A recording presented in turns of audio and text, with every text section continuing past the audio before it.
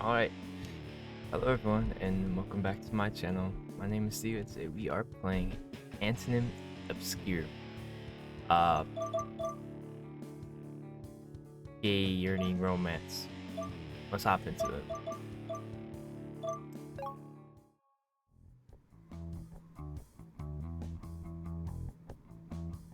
I just woke up, so you guys gotta give me a second. I can't stand the song Eternal Autumn, which is pretty unfortunate since it's really freaking popular.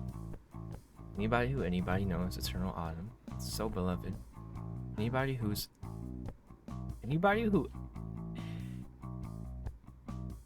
so beloved. I'm afraid it will will wind up being eternal. I think the music's fine. It only came out 6 months ago. It's one of those songs with staying power, kind of like Barf Gag, Wonderwall. In fact, if you've heard Wonderwall, you've heard Eternal Autumn. They sound kind of similar. They're both rock songs. Ostensibly, at least. They're super schmaltzy. These simple chord progressions and these whiny sad boy vocals. I argue Eternal Autumn is worse than Wonderwall. Actually, because Eternal Autumn is in Japanese, so I can actually understand all the lyrics. In part, I guess. I can understand the lyrics on a surface level. They're kind of involted. The song is full of weird imagery. Artsy fartsy shit like Together We Stand the Tide of Time, Captain Snowglobe, Who Last Line, and yeah, I'm not even gonna go into it. What are you talking about, bro? I spilled my coffee. Oh, it's hot. Eternal Autumn was just one of those tracks in Obscure's newest album, Polychromia. The other tracks in the album are all standard Obscure stuff. There's a bit of bite to it. A whole lot of crunchy guitars, a bunch of pain, tortured lyrics which sound like cries for help. But Eternal Autumn's a different beast from everything else on the album. Oh, it's a different beast to everything Obscure's been putting out for the last 5 years. Obscure's a rock band. Their sound tends to lean pretty heavy. They don't exactly scream in any of their songs. They're not doing metal here, and they just have some pretty catchy melodies. Their music's not always been radio friendly. I'd say the usual stuff is kind of aligned with some earlier visual K groups. I groups. I know that's some sort of Japanese genre, I think, but I don't know. They're not as edgy as old Deer and Grey, or as experimental as Malice Miser. Maybe they're somewhere in the middle. Obscure have been decently popular ever since their debut album, Grey Flowers for a Gloomy Girl. They were popular in this niche, underground kind of way. They've always had a boatload of fans. Of course, their official Insta account has a cool 1 million followers, but they were never big. Their album sold well. They went on tours across the country. They've even been on tour across Europe a few times. I'd occasionally see them on talk shows and flipping through the TV channels late at night. And then Rosario, the bassist, has been in a bunch of men's perfume ads. Rosario is not his real name, by the way, and Caleb, the lead guitarist, is a male model. That's his real name. The guy is half Japanese, half English, I think, but they weren't amazingly famous. They weren't household names or anything. But that all changed when Polychromia came out earlier this year, and Eternal Autumn became the most goddamn popular song on the planet. It's all over TikTok. Not that I use TikTok, even if I am the right demographic for it, and people are talking about it all over social media. Several high-profile singers have covered it, and it's already been arranged to high heaven and back. I was ever Obscure's biggest fan, even when they were about as obscure as their name suggested, but the Eternal Autumn insanity isn't doing them any favors.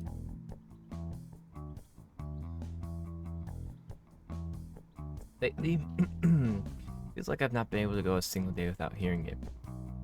Except I have to go Christmas shopping for my family and my few friends that have been dogged by Eternal fucking Autumn for the last 2 hours.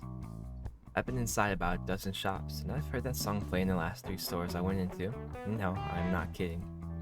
December, so you'd think these stores would have started playing Christmas music already.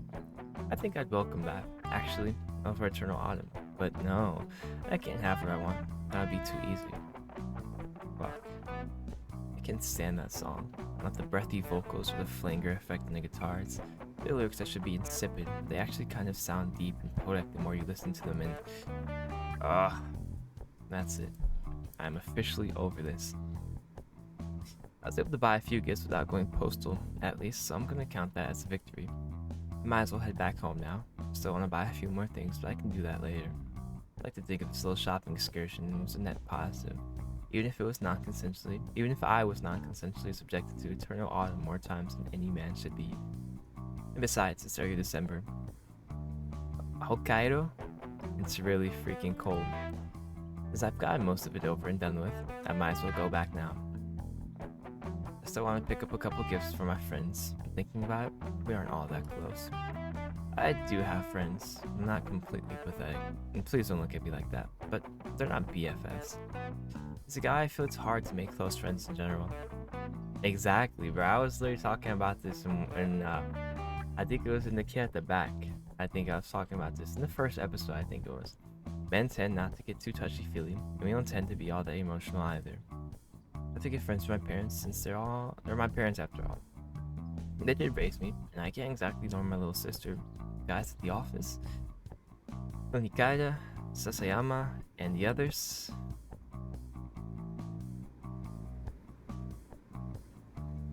I'm butchering everything. Forget it. It's not like they need to get them anything nice.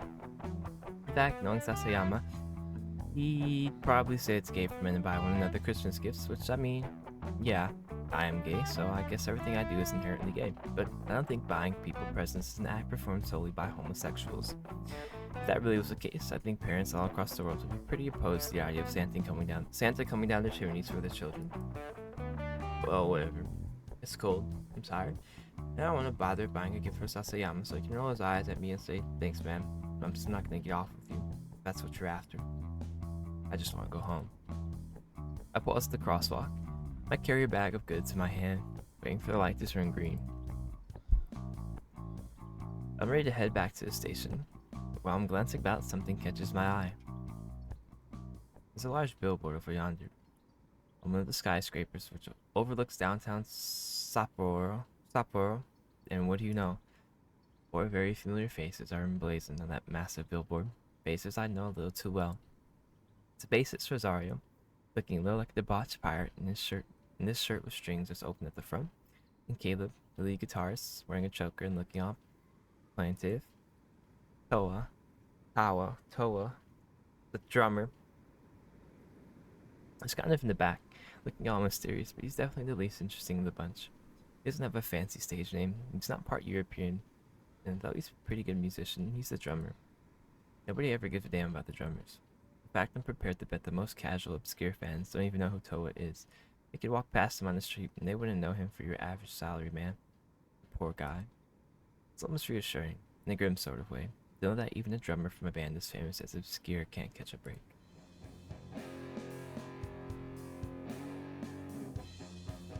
We're about to be fed. The main focus of the billboard is given to Obscure's frontman, a vocalist, second guitarist, and the occasional keyboardist. Frontman, Yuzi Akira, was looking all sad and plaintive in black. He was sadder and plaintiver, and blacker than Toa in the back, was all shrouded in shadow. Akira's hair is coal black, while his skin is snow white, fairy tale princess. His nose and his ears are studded with silver, and though his lips are pursed ever so slightly, I know his tongue is pierced too. He's wearing this casually scuffed outfit, which should look try-hard, with a black shirt and a black leather jacket, complete with those incredibly tight trousers. It actually manages to make him look sexy.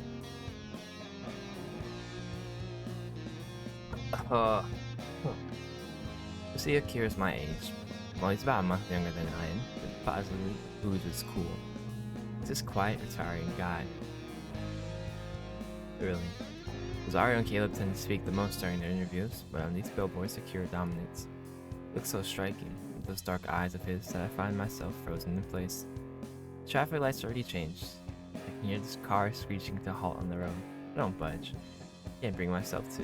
This presence is so overwhelming that it takes me a moment to realize this billboard was not, in fact, erected solely for the worship of Obscure's frontman. There's actually text on it. Large, bold text announcing to the world that Obscure will be putting on a concert in Sapporo soon. It looks like this is part of Obscure's Polychromia tour to celebrate their newly released album. According to this billboard, Obscure will be playing at the Kyoku Bankakaiken On the 24th of December.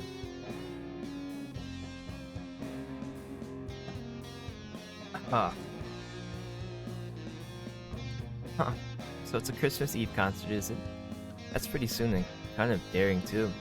I imagine most people have other plans for Christmas Eve. It's a holiday you're supposed to spend with your loved ones, but if anyone can pull off a crowd, can pull in a crowd, even during a big holiday, like this Christmas Eve, it'll be obscure. I wonder how long this billboard's been up here. They must have announced this concert a few months in advance. I never realized they were going to play so close to home. I don't come into Sapporo all that often, as I live out in Ibutsu, but I guess I didn't see it. I've been checking obscure socials. I saw the initial announcement for the Polychromia tour. I didn't look at the dates of locations too closely. I have a passing familiarity with Obscure's activities. Oh my god.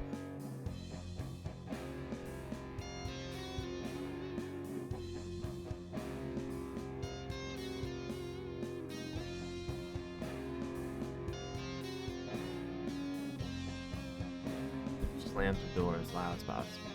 I have a passing familiarity with Obscure's activities, and you could say I'm intimately familiar with Yuzuya Kira.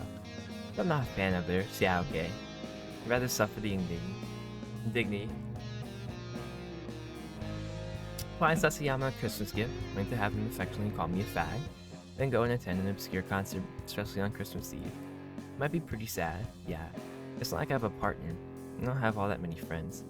But I'm not so sad I demean myself by going to a concert held by a band I don't like all that much. Yeah, that's what you keep telling yourself, at least. So I feel like a curious eyes are pointing straight into mine. Are you still in the street during all this? It takes about half an hour for me to get back to my home in Ibutsu, by which point I feel totally drained. My place is a 15-minute walk away from the station, and it's freezing cold outside. It actually started to snow, and my hair's a little damp from the fluffy flakes. I'm relieved I was able to make it back to my apartment in one piece. Okay, I heard something that was part of the game. I'm shivering badly as I tramp up the stairs to my cruddy apartment. Fingers are frozen, even inside my gloves, and I fumble ineffectually with my key for a few times. First failing to stick it in the fucking keyhole. Please don't let that be a future omen. Then managing to drop it on the floor. Okay, we finally got his name. We're gonna save up here, cause it's been like that was like a big persona. No, that is part of the game. Did y'all not hear that? That breathing? Am I tweaking? Am I tripping out? Nah, I heard that. Okay, that's no. Yeah, I'm not gonna turn the sound up because you know it's over here that loud as hell. So you guys are gonna have to just let the birds be quiet. Fuck. I curse under my breath. It sounds short and sharp in the icy air. The pain. I live in a pretty cruddy apartment block which was built all the way back in shit. I don't know. Maybe the 70s? I'm not sure. It's ugly as sin, and it's been poorly maintained, and the heating's not very reliable. Yeah, okay, I'm not tweaking. I heard it again. All in all, the place is a dump. But I guess it's my dump. I've called this place home ever since I moved out of my parents' home a couple of years ago. I guess I'm attached to it. Kinda, sorta. Well, no, maybe not. I can't pretend to love this place. It's so cramped. There's not enough room to swing a cat about, and the radiators never seem to work. I'm not exactly living in high life here. But I have my nice cozy bed, and I guess I love my bed. I've not had a proper relationship in... Man, I don't even want to think about how long. A tepid affair back in uni with some Chinese exchange student that ultimately went nowhere count.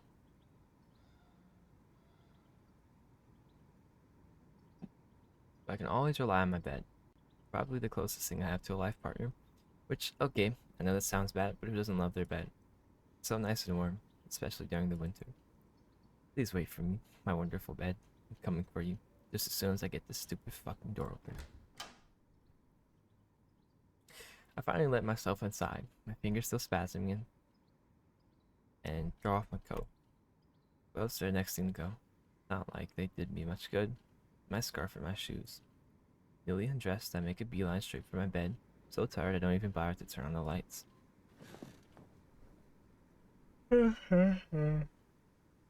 I'm vividly aware that I should change off my hoodie, which is damp and cold from the snow. Oh, that's gross. That's weird. I don't have the energy for that. Gonna lie here and vegetate while the wind sighs outside and snow drums against my window pane. I've not been lying here for all that long.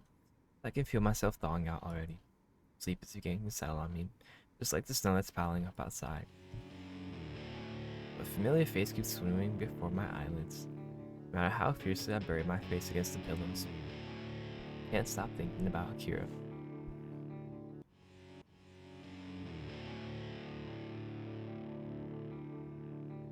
I wish I could say this was the first for me, lying awake at night thinking of Obscure's frontman. This happens more often than I like to admit. It's been hard for me to avoid thinking about that stupid band, and it's gotten even worse since Eternal Autumn blew the fuck up. I know it's because of Akira that Obscure's become so, well, unobscure, despite their stupid name. Eternal Autumn has to be one of Akira's songs. It has his fingerprints all over it. Eternal Autumn is a love song through and through. There's a melancholy undercurrent, the whole thing. Cold, sharp fragments of pain wrapped in cotton candy. The song is full of regrets, so much so it's positively bursting at the seams. I'm chilly, bro. I was doing okay, but now I'm chilly. A hero? It's a song of days gone by, of a romance unfulfilled. It's a song about a love story which never had a happy ever after, which advanced far enough to have a once upon a time.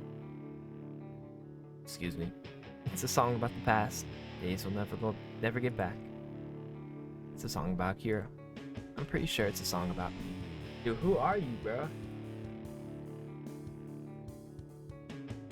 Despite my is he my ex, bro? Despite my supposed hate, well, we could have been in the music scene. Despite my supposed hatred of Obscure, I still find myself reaching for my phone in my back pocket.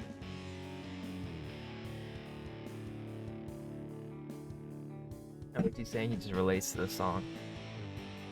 Decided free, but it's a little awkward to get it out under the covers and start to search. Bring up a familiar YouTube channel I've been subscribed to for over 5 years, ever since Obscure debuted it. Then I click on their most viewed video by far, Eternal Autumn, with its whopping 300 million views. I set the video to play, and from the very beginning I'm entranced.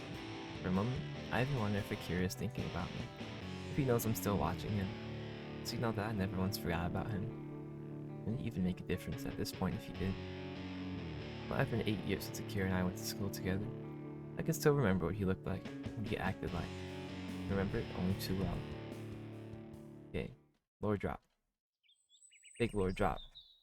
You see, Akira was a shy boy, insecure and anxious, who transferred into Minato High in his last year. He moved to Sapporo with his mother when he was 17, but I don't think he moved too far. Pretty sure he told me he was born in Hokkaido, only he came from a city a little further north.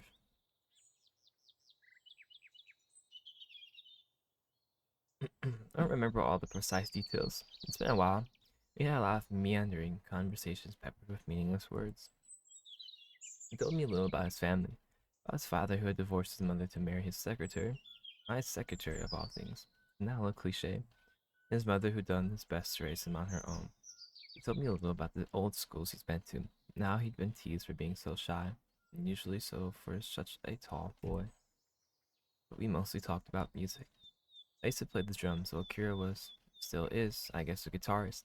He played different instruments, but I dabbled a little when I was younger, so I knew some of the basics. He asked me for advice. I did my best to help him. I tried to give him moral support. Or maybe it'd be more accurate to say I tried to give him a kick in the backside, so he could stand on his own 2 feet. I'm not sure how I felt about Akira. Even now, I think part of me found his self-effacing attitude annoying, but another part of me envied his skills. He really was talented, and the funny thing is, I don't think he realized it. He can't have done, or he wouldn't have come to me asking about his playing so often. That's right, it's all coming back to me. I can remember the run-up to the school culture festival and the set list that Rao helped us devise. I remember how worked up Akira was about performing in front of the school in the gymnasium, his first ever performance. I remember our club room, which was always a bit of a mess, since it mostly used as a remedial classroom for kids struggling with their literacy skills. Colorful education posters that would have been more suitable for a primary school tacked up on the walls. Oh my god. I'm struggling here. I just woke up. It's 12:40. Remember the faint, sticky smell of cherry soda just permeated the air after Kai accidentally dropped a bottle of the stuff. I don't know. During one practice session, and it splattered everywhere. I remember the washed out sunlight, setting sun as it filtered in through the blinds, seeing the beige wall ops and stripes like a tiger's pelt. I remember.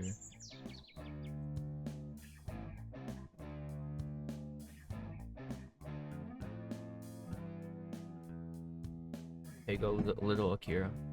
He had it though. I was fiddling around a little with the arrangement of Sakura Panic. I think the bridge between the verse and chorus sounds a little more dynamic like this. Would you mind if I showed you? Huh?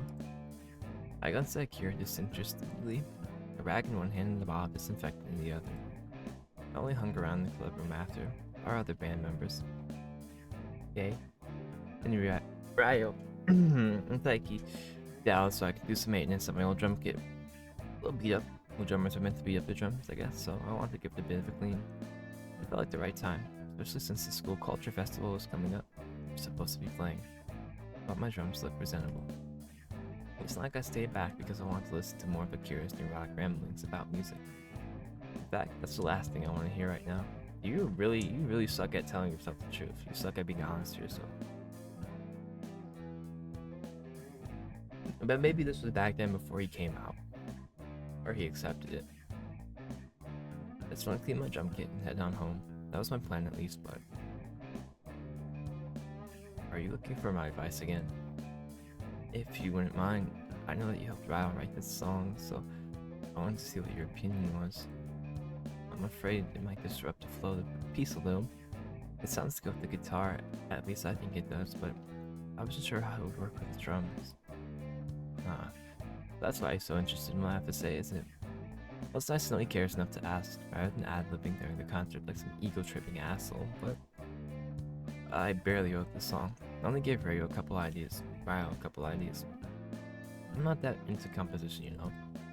I've been into music since I was about 5, and by into music I mean I worked my way through the piano, the guitar, and the mandolin. Don't ask before I sell on the drums. But I'm not that much of a nerd. I might have helped Ryo out on a few of the light music club's original songs.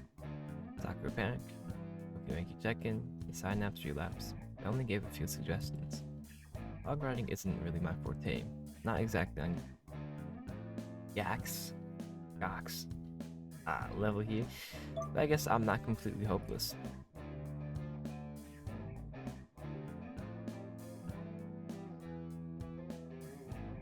I feel so uncultured, bro. That's just not missing out on my music scene. I don't see why Akira always comes to me for advice. Though if you want any help, you'd be better off asking Ryu. I always wonder. But Akira doesn't talk to Ryu all that much. Akira's been part of the light music club since early May. He doesn't really speak to anybody except me. I don't know why Akira's lashed onto me in particular, but I guess I don't hate it. It's almost endearing in its own way. There's only so much help I can give him. I wish he hashed stuff out with Ryo instead, but I know that. But the others have already gone home. Yeah, because you didn't ask them to stay and give you any advice, idiot. I can't really ask them now. And anyway, you're a little easier to talk to than the others. We are in the same class and all, so you mind taking a listen? Jeez. You can see my plans turning to dust already before my very eyes, but what choice do I have? He's asking so nicely. I feel bad if I told him no. I want to upset Kira.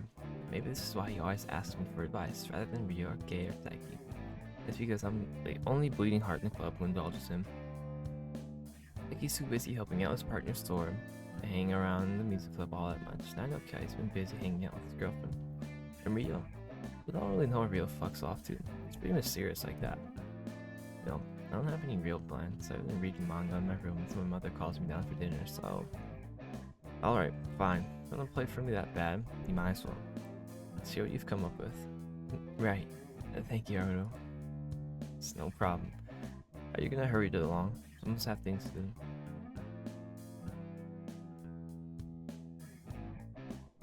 like reading the latest chapters, like read, like read, read the latest chapter, please. What? That's incredibly important. Wait, did I skip something? Not that I expect an honor student like here to know that. Is it read a character of name like Red in the last?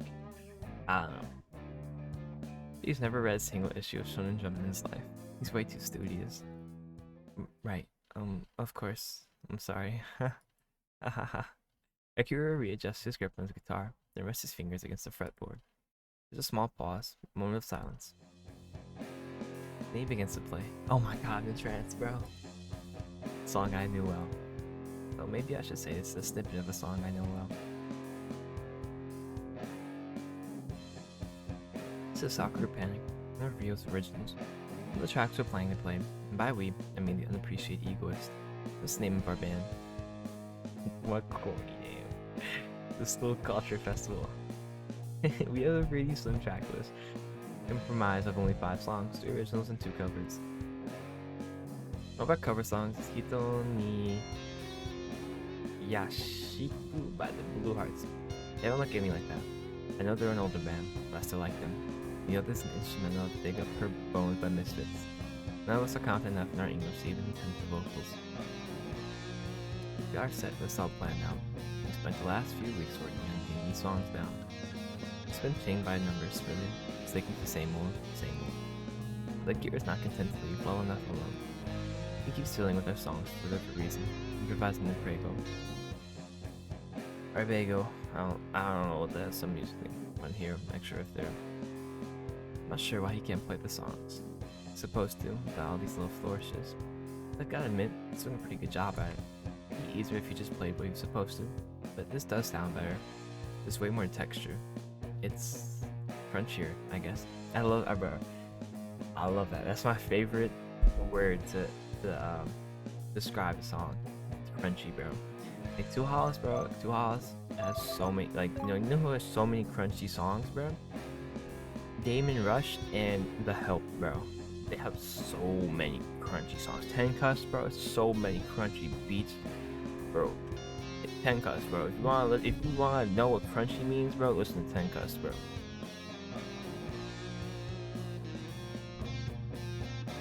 Crunchier, I guess. It's more to chew on. He hasn't changed things up all that much either.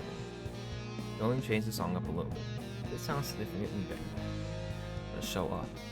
The last few notes of his guitar riff fade away, his fingers stealing on the strings. Girl looks at me anxiously. For a guy, he sure does have big eyes. So wide and brown like a fawn. As he says. So, how was that? I think my opinion should go without saying, really. Akira's playing was good, but I expect nothing less of him. He's always been the best musician and the unappreciated egoist. The guys mostly see the band as a laugh, as if that wasn't immediately obvious from the name. Rio just picked that name in a win. He thought it was funny. Rio's sense of humor has always been a little screwy. He's dry and sarcastic in some ways. Kinda reminds me of my grandfather. Bro might be 18, just like I am. He acts so perpetually fed up. I think he has the soul of a much older man. He's pretty grumpy, and his sense of humor is kind of mean-spirited. I've always thought our band's name was meant to be a dig at us, because we're nobodies.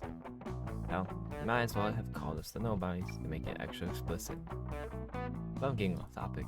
I didn't do that a lot in my flashbacks, apparently. My bad. Yeah, you talk a lot, bro. The point is, our band is really just some glorified after-school thing. There's only 5 members in our band. The drummer, that's me. The bassist, that's Rio. The keyboardist, that's Kate. And 2 guitarists, one of them being Akira and the other Taiki. There's 5 guys who fuck around after school. Like any of us have new dreams of being signed to a big record company and going pro.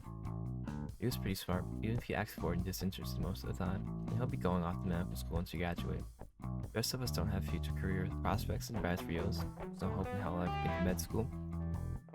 The grades are nowhere near good enough, but we all have our plans of our own. Kate's planning to go to vocational school. I've really been accepted to some middle of the road uni in Sapporo. Once high school finishes, the unappreciated egoists will be no more. Our band's doomed to remain appreciated, just like the name suggests, because we're going to fold soon enough. With all that in mind, what's the point of even trying hard? Just killing time, so we might as well enjoy ourselves. I want to put on a show at the school culture festival. That's good enough. I don't So I'll make a complete idiot of myself. Ooh, bro, I woke up, bro. I woke up at like 5 in the morning, bro. Oh, I felt like throwing up, bro. I felt so sick. I think it's because my arm, bro. Literally because my arm got shots, bro. It hurts so bad. I got work today, bro. In 3 hours, I have work. I have a 7-hour shift. The cure can't leave well enough alone. He's practicing. You know he's way better than the rest of us already. So much better than the rest of us. In fact, it makes me feel kind of sick. I see put so much energy into our stupid band. Part of me wishes I felt even halfway as passionate about the band as he does. I can't lie to myself that I really want this. For me, the unappreciated ego is just a fun distraction from my daily life. For Kira, he wants it more than you, bro.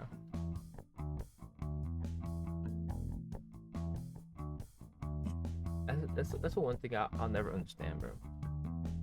Like, like if you're gonna commit your time to something, especially something you've been doing your entire life, like why not want to be the best, bro? Like it sounds corny, bro, but it applies to everything I do. Like when I play Overwatch, bro, I don't understand people who play Overwatch their entire lives since 2016, and they just waste away in quick play, bro. When I get on Overwatch, bro, I'm on comp 2 hours, bro. I'm sitting there 2 hours, like I'm grinding, bro. Like I'm locked in, like I'm screaming, like I'm getting hyped, bro. Like I'm doing that shit, like just like I'm like I want to be top 500, bro. Like I'm gonna be top 500. When I play baseball, bro, like I might be a little lazy, bro, but like I do that, bro. Like I do that. Like I like when I get into that box, bro, I do that, bro. Like when I'm on the mound, I do that. Like I'm there to do that, bro.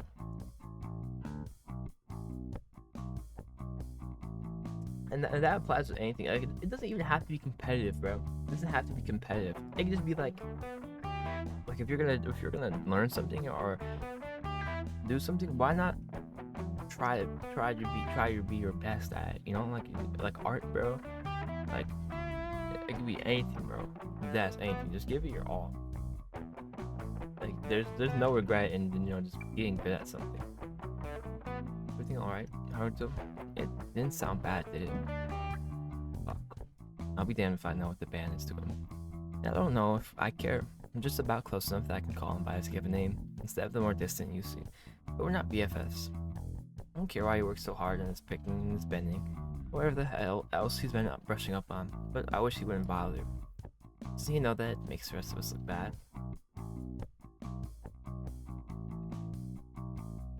Be fine if we were all on about the same general level of okayness, but Kira's putting in way too much work here. I'm tempted to smack him upside the head, but I don't want to get emotionally involved in all of this. I don't really care about her playing, so I guess it's easiest to brush Akira's inquiries off with a shrug and, sorry man, I guess I was spacing out for a sec there, but you did sound just fine though. Did it really? I changed it up a little, so now the tone's a little more moody, and I used some, Eloian chord progression in this part so I could, oh boy, and on he goes, blah blah blah, says you bro, you don't know how to shut up. Know a little about music theory myself, but exactly, that's another thing I've talked about wanting to learn, bro. Learning to produce would be awesome, bro, but right now I just don't have the time, bro. Like that's something I could add on later. Like if I get this settled, bro, if I get a good job and I move somewhere and I get to settle up, and eventually like it comes to the point where I can support myself, I would totally start branching off like that, making music, like doing art, like focusing on my edits and stuff like that. I'm a very creative guy. But mostly self-taught. A lot of this terminology is flying over my head. Damn, so you need to be this specific. Alright, Van Allen, hold up. Like, you care a lot about your performance, which is admirable, I guess. I don't know why you're worrying so much. Just gonna be performing at the school culture festival. We'll be in the gym. We'll be playing in front of the same classmates we see every single day. Do you think any of them know what Eloian chord progression is? Well, no, but well then, there you go. You don't gotta get into the weeds so much. As long as you don't screw up too badly on stage, everything will be fine. Do you really think so? Sure. Most people won't even be able to tell if you're making any mistakes. You power through it. You just gotta fake it until you make it. but you're like way past that stage already. Compared to me and Rio and the others, you've already made it. You're a good guitar player, so stop fussing. Just play the solo like you're supposed to and you'll be fine. That's what my mother told me too. She said I was thinking about this too much, just like you, but this is all very new to me. I've never performed in front of an audience before, so I'm a little uneasy, I guess. It's a bit scary, actually. Oh well, there's that. The other members of the Unappreciated Egoists have played a handful of times before. At last year's Culture Fest and at this small local club that Taiki's aunt runs. Ah, my throat's burning.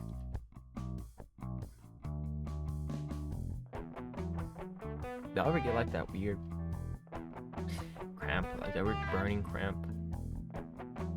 Like on the top of your palate, bro. At the very end of it.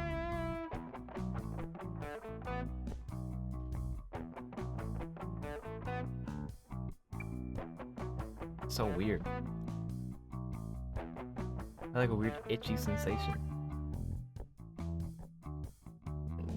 But Akira is a new addition to our group.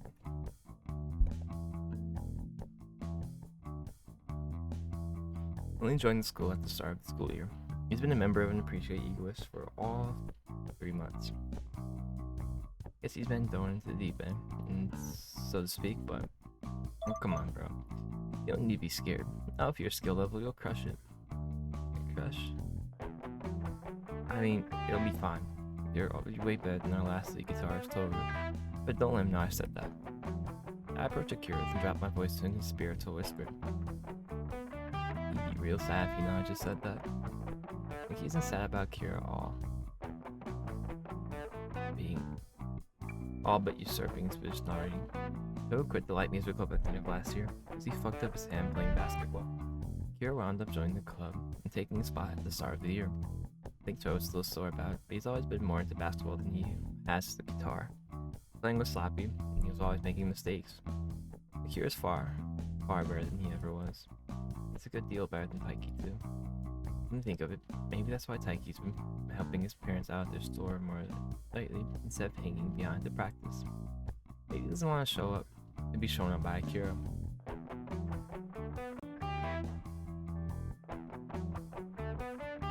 That might sound kind of petty, but if that's the case, I get it. I wouldn't want to be shown up by Akira either. Right. Akira flushes. I guess he's the type who's weak against compliments and glances to one side. I'm very glad you think so. Though I'd never tell Toru that, of course. I wouldn't want to upset him. I'd rather not make any enemies, especially when all the current members of the music club have been so nice. You've all been looking out for me in your own ways. Is he including Ryo in that assessment? If so, I'm tempted to call BS on that. I don't think Ryo knows how to look out for anyone. He doesn't even like cats. Sometimes it's enough to make you wonder if the guy's just a sociopath. Which is why I want to make sure my performance is the best it can be. I don't want to show up anybody. But not when you've all been at this for so long. I think that was really being inexcusable. Brother man, I always knew this guy was stiff. He's acting way too differential here. I'd like to tell Akira to stop being such a wuss. I don't know if that helped any. He looks legit anxious, feeling to his sleeves of a jacket like that. So much so I feel compelled to help him. I know I said I didn't want to get involved. That still holds true, but hey Akira, they've never performed on stage before. Akira shakes his head. Alrighty then, it seems like you're less concerned about your technical skills, which are solid by the way, and more about making a mistake when you're up on stage. So I'll just need to give you some immersive training. And the best way to get over your fears is to face them head on. So why don't you come with me? I think I know how to help. What? Hey wait, I'm not waiting. You're the one who asked me for help, remember? If you want my advice, so you're damn well gonna get it. Unless you want to waste my time. No, of course I don't. I'm sure you're a very busy person. I don't think in the way I was just hoping. I don't care what you were hoping. If you want to learn how to play in front of other people, you gotta get used to it. Come here, pretty boy, and start training you up.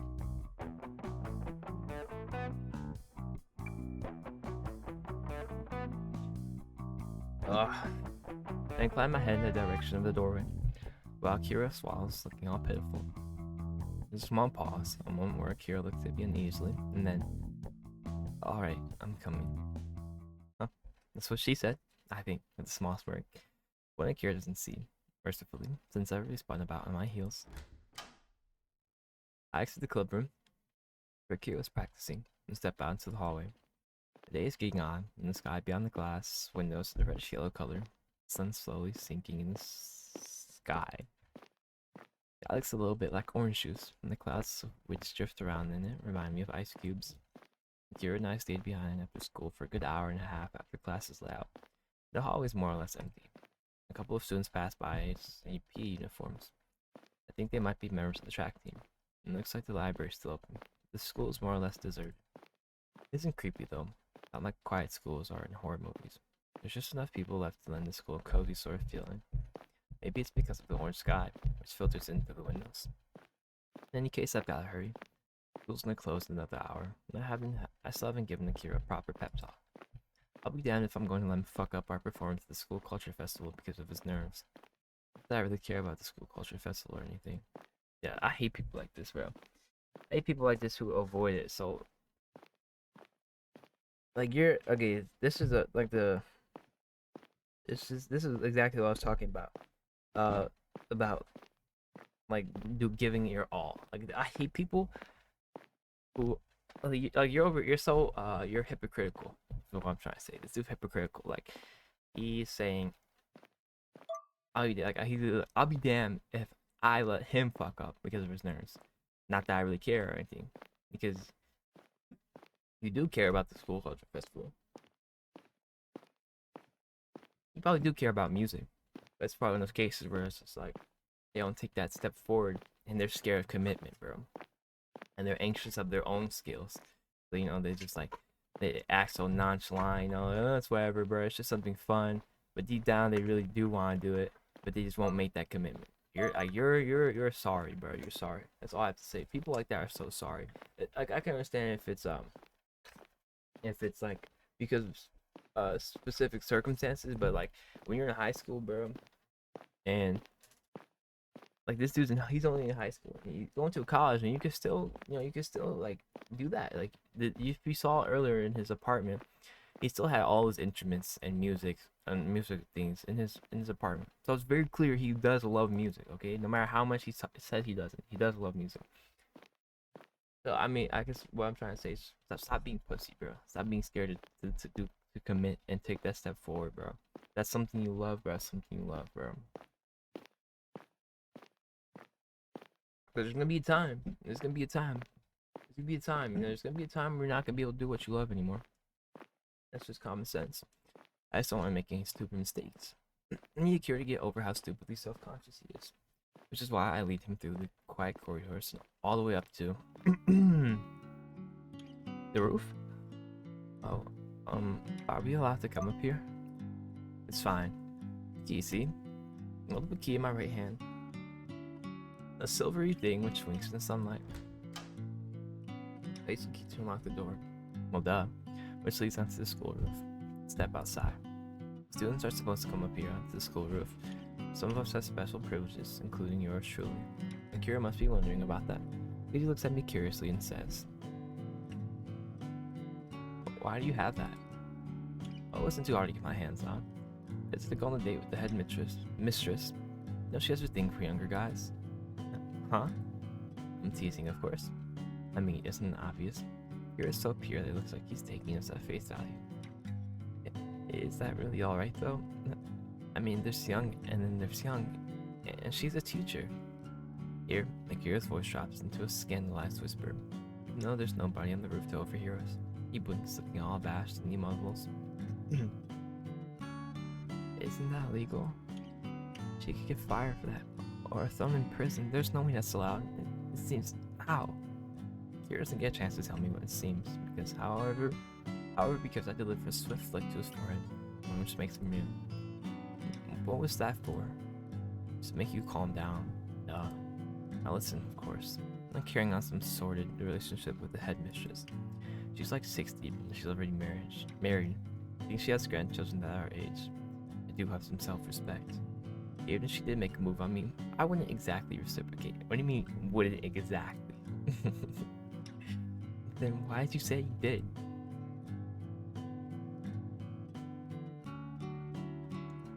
not? I want to see how you react. It was priceless, like I imagined. Then you were teasing me? Well done. You won an award for your amazing powers of observation. Now look here. I'm not dating the headmistress, or anybody for that matter. I love lives about as dry as the Sahara Desert. I was given the key in case I ever want to practice drums on the roof. You know, because they're so loud and the music club room isn't exactly soundproof. How are you gonna get the drums up here? Yeah, I feel like that's dangerous, bro. Aren't drums like heavy? Like super heavy? Oh. That makes sense, I guess, but I've never seen you come up here before. Well, yeah, hauling my drum kits around the pain. I don't do all that often. It snows so much in the winter, it's not really worth it. So I figured you might as well play up here. You have the space, so why not? Now look here. You have the lowest self-esteem known to man. I know you're afraid of failing on stage. It's pretty obvious. But I figured I could help you get used to it if you played somewhere a little more open. There wasn't a volleyball match on right now. We've gone to the gym. Since we can't do that, you just have to pretend that this roof is your stage and your adoring fans all over there. Do you think this will help you relax? Kira frowns, then glances across the rooftop. Vast, smooth expanse of concrete where students are rarely allowed to go. I can see a few birds superimposed against the sun, black arches which look like hastily drawn cartoon scribbles. Our school is located on the hill. In the distance past the roofs of the buildings I can see the mountains, rough and cracked, all tinged with red, they all light.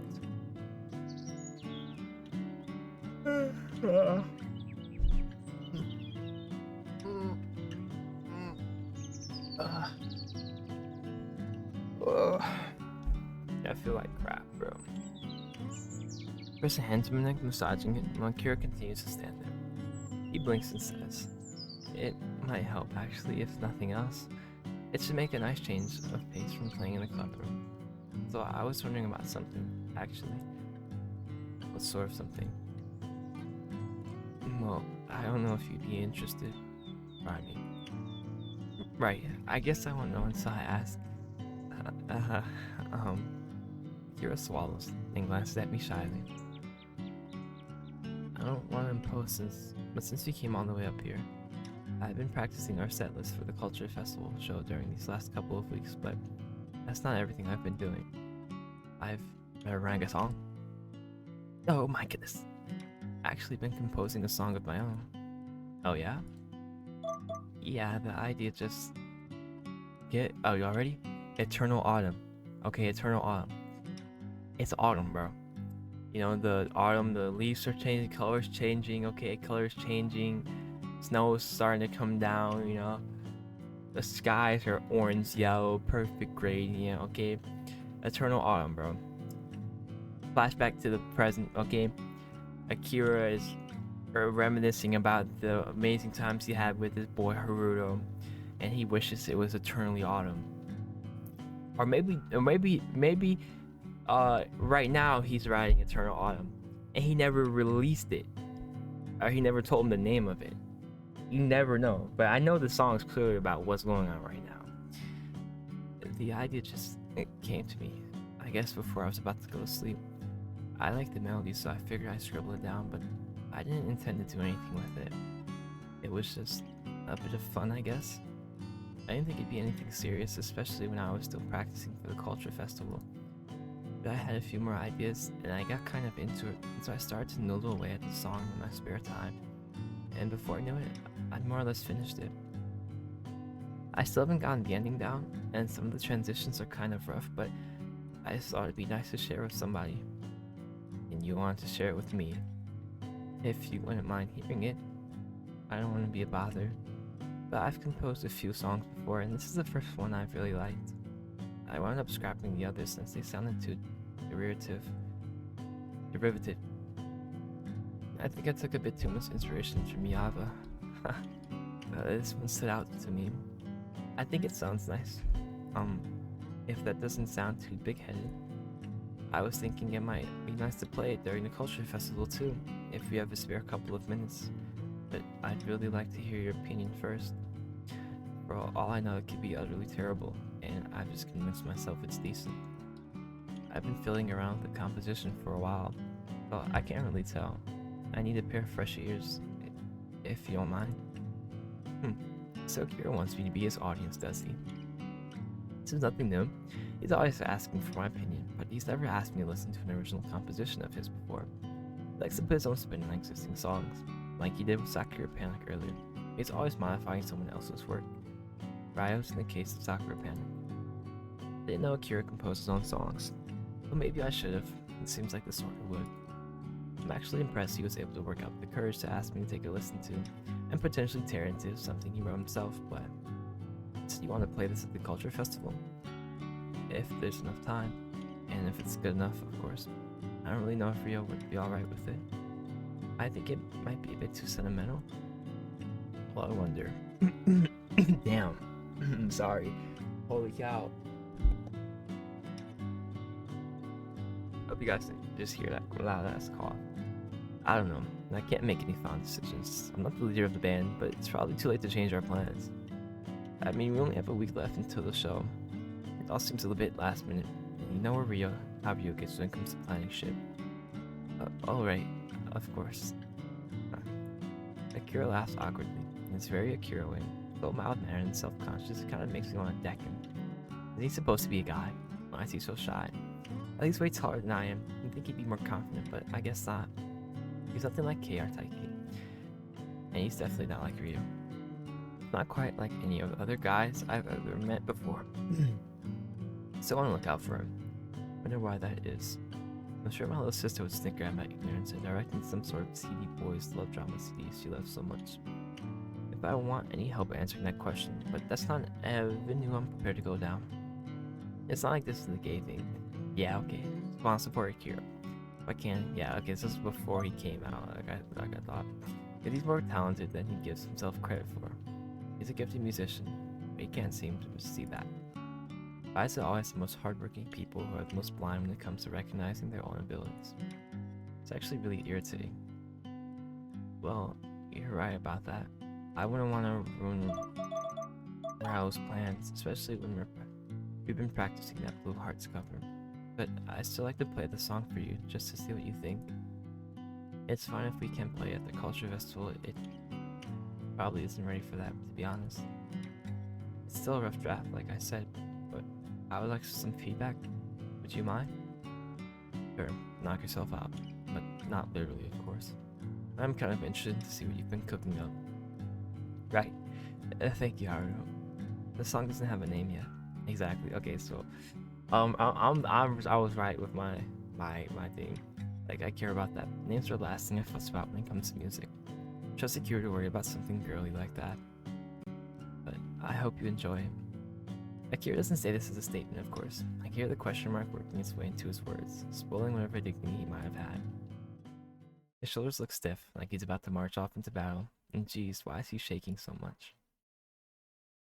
That's not going to do him any favors when he starts playing. He's messed up already, before he's even pressed his fingertips against the frets. That's what I think, at least.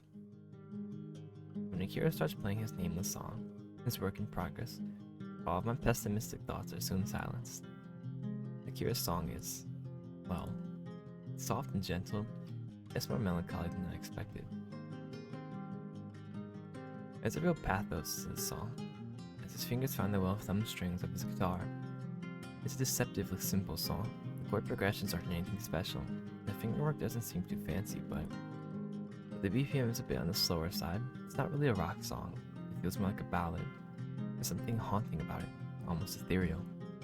It's beautiful. Yeah, I guess that's the best way to describe it. The song really is breathtaking. And coming from me, that's saying something. I'm not a sentimental guy myself.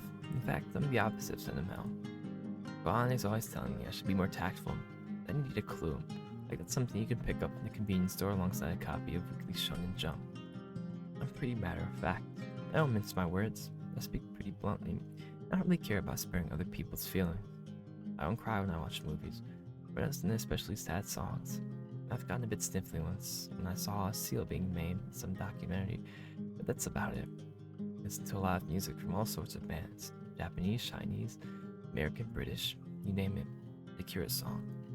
There's something haunting about it. What compelled Akira to compose this? What was he trying to express? I couldn't say.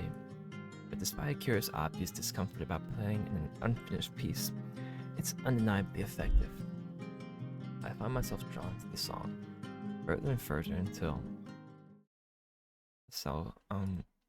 all of a sudden the song stops. The last note doesn't fade away gracefully in the cool, crisp air. It comes to a halt too quickly, so unfortunately thrown out into an evocative world Akira was able to craft with his delicate playing. I feel disoriented, even as Akira says, "What did you think?" What am I meant to say to that? If I were in some seedy dive bar, I'd be shouting and demanding an encore, and if we were in an opera house, I'd be up on my feet in anticipation of a standing ovation. That's how good Akira's playing was. It's a moving piece, so why is he coming over all me? I knew it has the self-worth of a sea sponge, but geez, I'm gonna read the room. Or, the roof. Oh, for fuck's sake. Take a step towards Akira. He flinches, clutching his guitar against his baby, and say, "Are you being serious right now?" Well, I'm not joking. Why do you think I was? Man in the sky. Man in the sky! I seem to be so painfully earnest. Actually, maybe that's why I'm so soft on it. It reminds me of that unfortunate seal I saw in the nature documentary ages ago. One which made me feel all sniffly. No, I think you're being serious, but that pisses me off even more. Why'd you say that? Why do you always need to ask me how good you are? You know the answer already, unless you just want to make me praise you.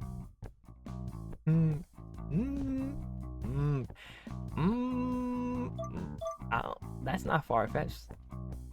I'm sorry. I really don't know what you mean. But did I do something wrong? No, you idiot. I didn't do anything wrong.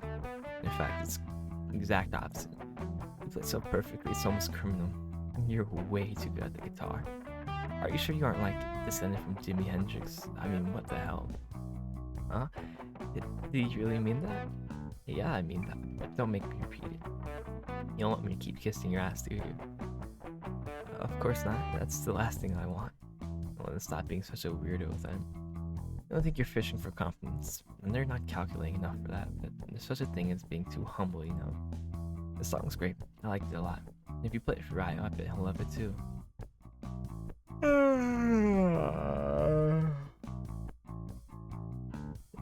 Do you think so? As much as Ryo can love anything, I know he can be a bit of a dick, but he does have a heart. Yes, I think he does. He might not like cats or small children, but he can tolerate Antonym, though he can't be all that bad. If you play that song for him, just like you did for me, I'm sure I'll let you add it to our program somewhere. Really? Yes, really. I'm not just saying these things, you know? Don't look so, I don't know, grateful. I'm not trying to be nice, I'm telling the truth. If your song sucks shit, I'd tell you that too, but you didn't. Worse luck. I know this sounds mean, but part of me, a petty vindictive part, almost wishes the song did sound bad. I wouldn't have to praise him so effusively. It's pretty embarrassing, but I don't think Ryo will have an issue with it, even if he can be kind of precious when it comes to preparing shit. Your song's better than any cover, though. I think it'll go down well. Even if I happen to like the Blue Hearts. And if nothing else, I'm sure the girls will all love you. The girls? Akira blinks at me from behind his thick glasses. Wide eyes. And so I just said something outlandish, something like, man-eating predators will all love you. But knowing some of the girls at this school, that might not be too far from the truth. None of our female classmates are evil aliens. Well, not to my knowledge. I don't really understand half the stuff Anami and her gang come out with, though. They can be kind of tough to deal with. Akira smiles vaguely. A shy, awkward smile, as he says, "I'm not sure about that. I don't know if there's anything all that interesting about me. I doubt the girls at this school would care. But that's where you'd be wrong. I don't see the appeal myself, but you have this kind of sad puppy look to you a lot of girls seem to be into. For some inexplicable reason, that it doesn't Nanami like you. Nanami?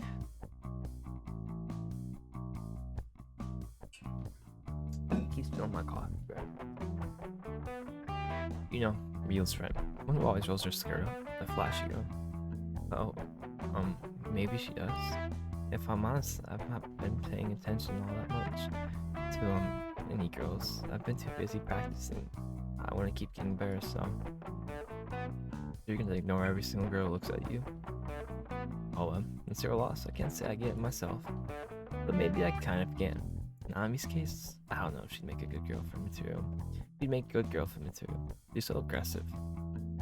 My mother says I'd probably do well marrying an aggressive woman, so she can whip me into shape. I can kind of get lost, I guess, on my own. In my own world, I mean. Huh, well, I can see that. But I think it's important that I keep practicing. I don't want to let you down. And then, after the culture festival, I want to tell you something. Oh, it's important. Why after the festival specifically? Well, sorry, but it's a secret. Oh, please. You say it like that, it's only gonna make me more interested. It's so very important. You're going to make into a huge production out of it. You can't do it until after the culture festival. Well, wait, don't tell me. This is gonna be like some sappy TV drama, is it? You aren't dying of cancer, are you? Bit of a long shot, to be honest. I'm just pulling some bullshit plotline from one of my sister's favorite TV shows. And don't expect to hit the mark. In fact, I'm actually hoping I'm mistaken. I feel awful if it was turned out that it was the truth, so I'm relieving Kira yes. What? No, of course not. I'm fine. Why would you assume something so morbid? I don't look sick, do I? You are a bit peaky, yeah. You're so pale, in fact, you look like you never go outside. You sure you're not that anemic? My mother asked me that sometimes too. Well, my doctor said I was just fine during my last checkup. I think I'm just a pale person. But no, the thing I want to tell you about isn't that serious, it's more, he pauses and sighs. I have a lot going on, I guess, getting ready for the culture festival. I've been worrying about it. It's the first time I've ever performed in front of anybody else, so I don't want to risk making things awkward. I'd rather do a good job at our performance than speak to you about this later. I don't want it hanging over me. If that's alright. Huh? Personally, I find this all kind of weird. Wouldn't this unspoken important thing hang over Akira even more the longer he refuses to spill the beans? Nah, bro, because if it's a relationship, and it makes things all awkward, then it's gonna be even worse. Sure, it's your life. You've got to do what you think is best for you, and you have to look out after yourself too. And to be in good shape if our concert is going to succeed. We're the best asset we have. Do you really think so? Duh. Everyone knows you're the best member of our band. You're way more dedicated than that woman as okay. Kai. Yay. You put in more practice than the rest of us put together. We'll be counting on you. Don't screw up. Otherwise, you'll never get to tell me whatever it is you want to say. Right. I'll do my best. I can still remember the way Akira said that. The way his brown eyes, though. Just like a puppy's. Yeah, they did look cute back then, with his curly hair and his earnest enthusiasm. I only just started to think I might have been into guys, and think his brilliant smile caught me off guard. But it's enough to make me feel a little fluttery. That was years and years ago. At this point, it's practically ancient history. Jeez. What am I doing? Breaking up all this shit now? It's not like you can do anything about it. Yo, this is a long... Okay, this is more like... I can't recall. I think there was like only 3 endings, so this is more of like just like a story-based visual novel. Like you kind of just sit back and enjoy it, rather than having to worry about choices and everything. But I feel like that is how it usually is when you're set up with like actually having an MC, because it's pretty clear like the MC is going to whatever. You understand what I mean, I think.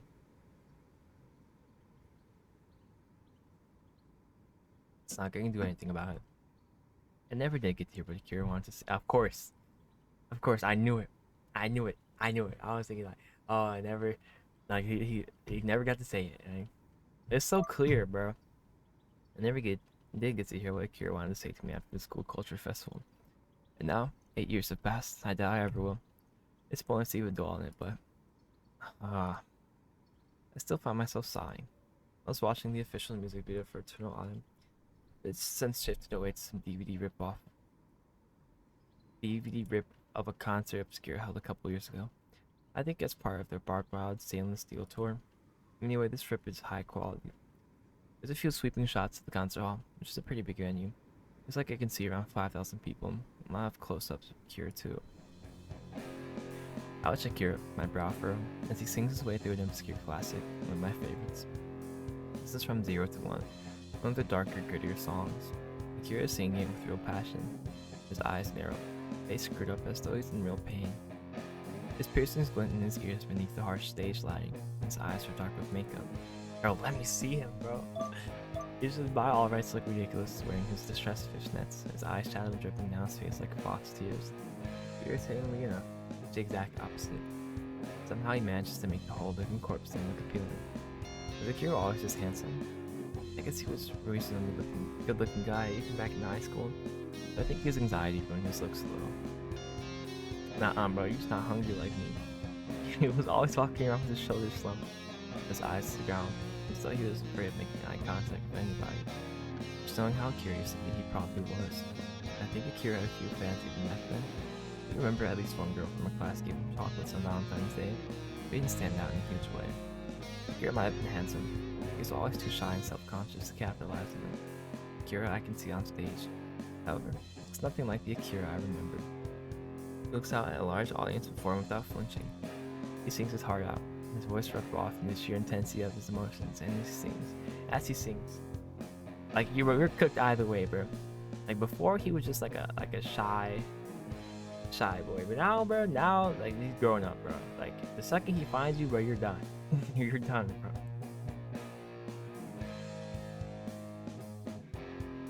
Like you had a chance before to hold some sort of like day in the relationship. The second he spots you in the street, bro, the second those eyes go wide, you're done, bro. You're done, bro.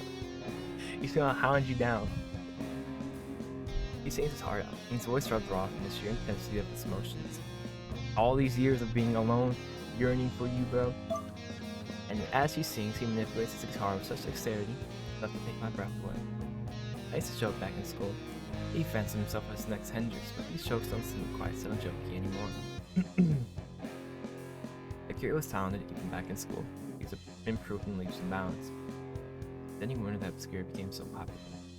Maybe it was only a matter of time. Now nobody can deny Akira's raw talent. He is beloved across all Japan. His technical abilities and his appearance praised and envied by thousands. Hundreds of thousands across the country. Come a long way. Meanwhile, I'm stuck here in the small, dreary corner of the world where it always seems to snow, watching him as I curl up in bed. The snow outside continues to howl. It sounds sad and mournful. As I sigh, yeah, you sold, bro. I feel pretty damn sad and mournful myself, all things considered. I wish I could be happy for Akira and his success, and I guess a small sliver of me is. More than anything, I can't help but feel bitter. See, look at hypocritical, sorry,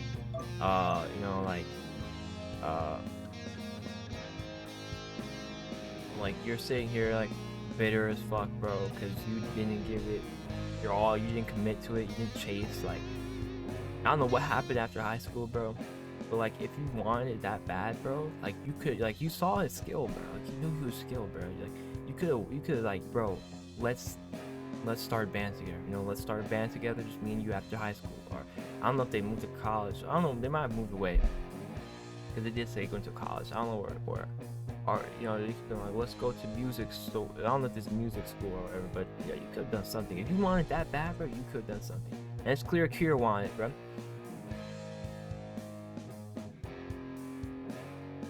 And he got it, bro. And he got it. And here you are, sulking, bro.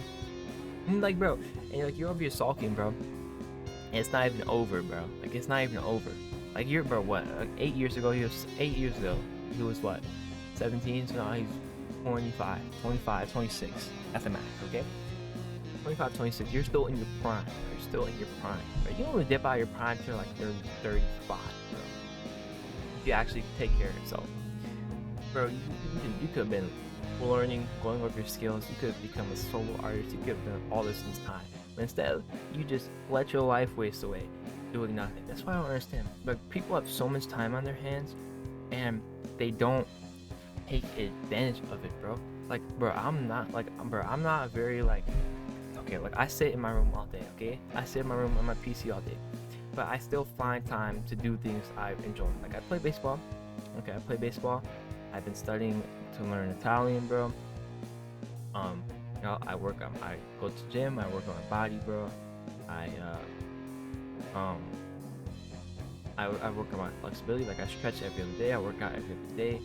Um, like I work. And even though I'm sitting on my PC for most of my time, I'm doing something I want to do. Like I want to make this a career. Like I want to be able to go and make this a life, and just have my own little world, bro. That can just like be like inspire people and be here with you guys, like bro,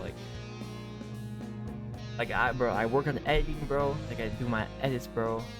I want to learn how to deal with digital art, draw. Like I want to learn how to produce music, bro. Like I want to learn how to do YouTube. Like I play Overwatch. I want to get good at those games. Like there's so many things you can do, bro. But you're sitting away fucking wasting all your time like a bum, bro. Like get your ass up. Stop being a little bitter piece of shit. Stop sulking, bro. Go do what you want to do, bro. Go do what you love, bro. Go work and do something, bro. Go learn something, bro. I know Kira worked hard for this, and I never say he doesn't deserve it, but I can't help but wonder whether he'd be on that stage at all if it wasn't for me. If I hadn't taken him onto the school roof all those years ago, if I'd not complimented him on his performance, would he have found the strength to keep on going? Does Kira still remember that day? Does he ever think about me?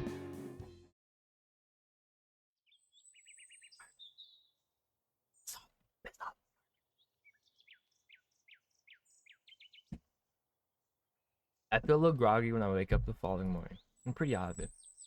I wound up staying up late, watching obscure videos until the early hours of the morning. Can you really blame me? I mean, yes, I suppose you can blame me for that, and quite easily too. I know, I know I might not always sound like it. I can be pretty whiny sometimes. Give me a sec, guys.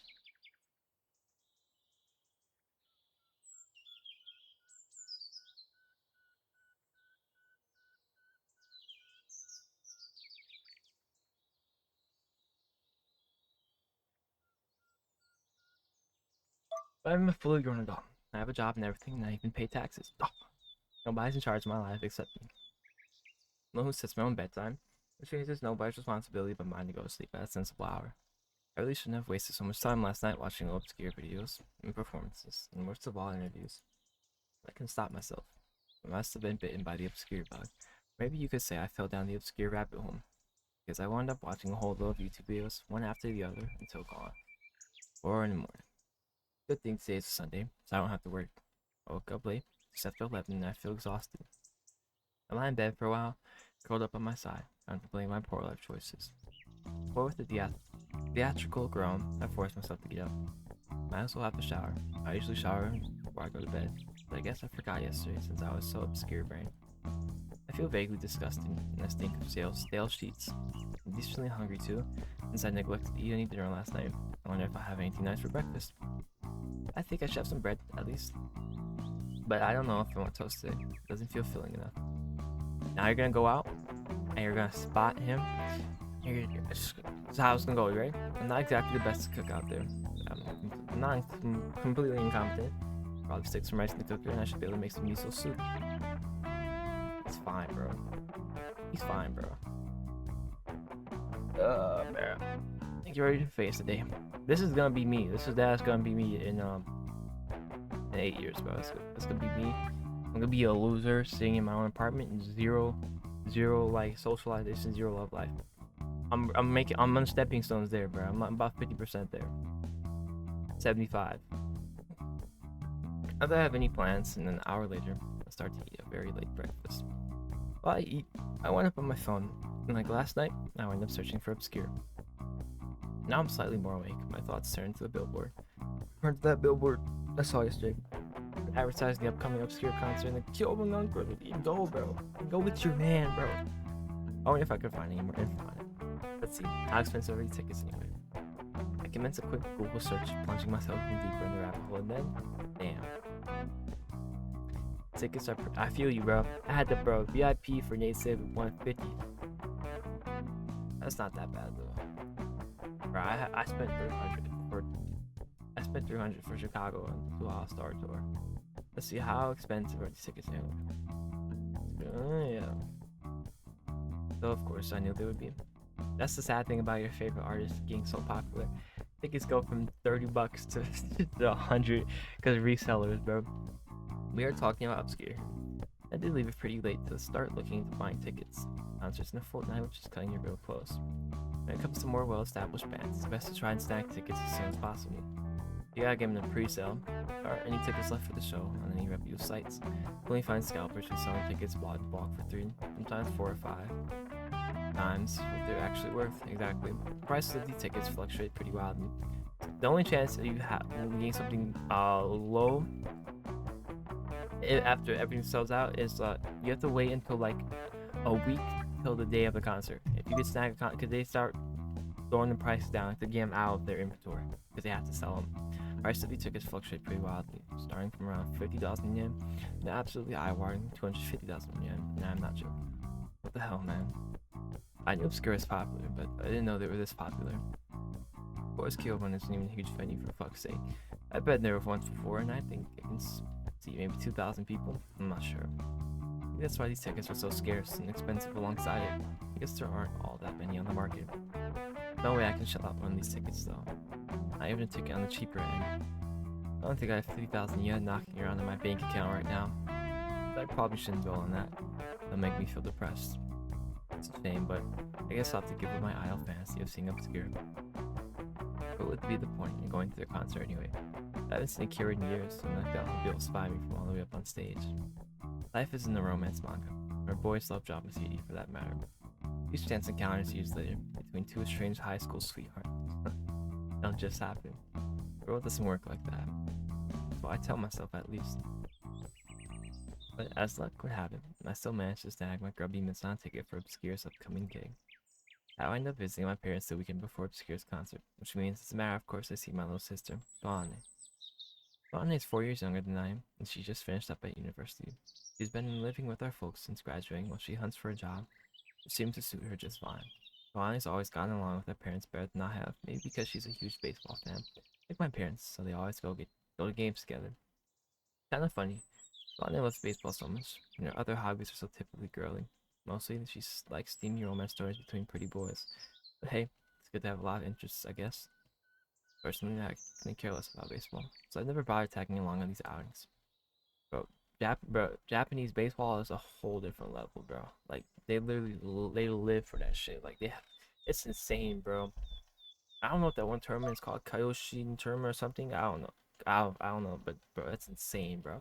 Like, Japanese high school baseball is insane. Like that's Japanese high school baseball is like America's college. Did I say football? Okay, let me read. Japanese high school baseball is like America's college baseball. Like that's like, bro, it's just blood, sweat, tears, bro. I used to use my family's absence as an excuse to practice as drums without being yelled at to shut up. Which is probably another reason why my parents always prefer Kohane over me. Her hobby of drawing pretty boys in compromising positions is much quieter than mine. Not that you think that. See how many exclamation marks she uses on social media. In any case, it seems like the goddess of good fortune is on my side. Conversation over lunch turns to Obscure. Kohane's a big fan. Her favorite is Caleb, and Kohane lets us slip that she was able to snag a ticket for the Sapporo concert a couple of months earlier. I've been looking forward to it too. I really wanted Caleb to sign my copy of Polychromium. Mitsuo wanted us to go out on a romantic getaway for Christmas Eve. He already booked reservations at this fancy Ryokan to celebrate. Can you believe it? Bonnie Harums. That's how it's Mitsuo's. He's her boyfriend, by the way. Fault the concert happens to overlap with Christmas Eve. I asked my sister, not unreasonably, I think, why she didn't tell Mitsuo she already had plans when he asked her about this romantic getaway, and she pouts. It slipped my mind. I mean, I booked these tickets 3 months ago. I thought the concert was the weekend before Christmas Eve, so I gave Mitsuo the all clear. Our trip's been booked for a while already, and we already paid the deposit. It's not refundable too, so we can't cancel it now. I'm not about to stand my own boyfriend up, not when it's Christmas Eve. But this is terrible timing. I wanted to see Caleb. You know, it's in pretty bad form to lust after the members of Obscure when you're quite literally dating another guy. I know, bro. I never understand that. Why people think that's normal for a relationship. I mean, I've never been in one, but if I was in a relationship, I mean, like I love two hollis, bro. I love two hollis, bro. Like I love two hollis. Like But if I was in a relationship, I wouldn't be spewing my everlasting, like a dying love for him. Like it's kind of weird. Would that make me too feel self-conscious? Oh please, don't give me that. Caleb might be handsome, but I don't like him like that. To me, he's the most appealing when he's being shipped with Akira. Shipped with? Mother chimes in, looking politely confused. What does that mean exactly? That's what Kohani told you. It's funny. Since it's one of her favorite hobbies, shipping is not another word. Oh. And so in the end, I'm unable to enlighten my parents in the sacred art of shipping, thanks to Kohani driving the sole of her shoe into my foot under the table. Thanks, Kohani. Thanks a lot.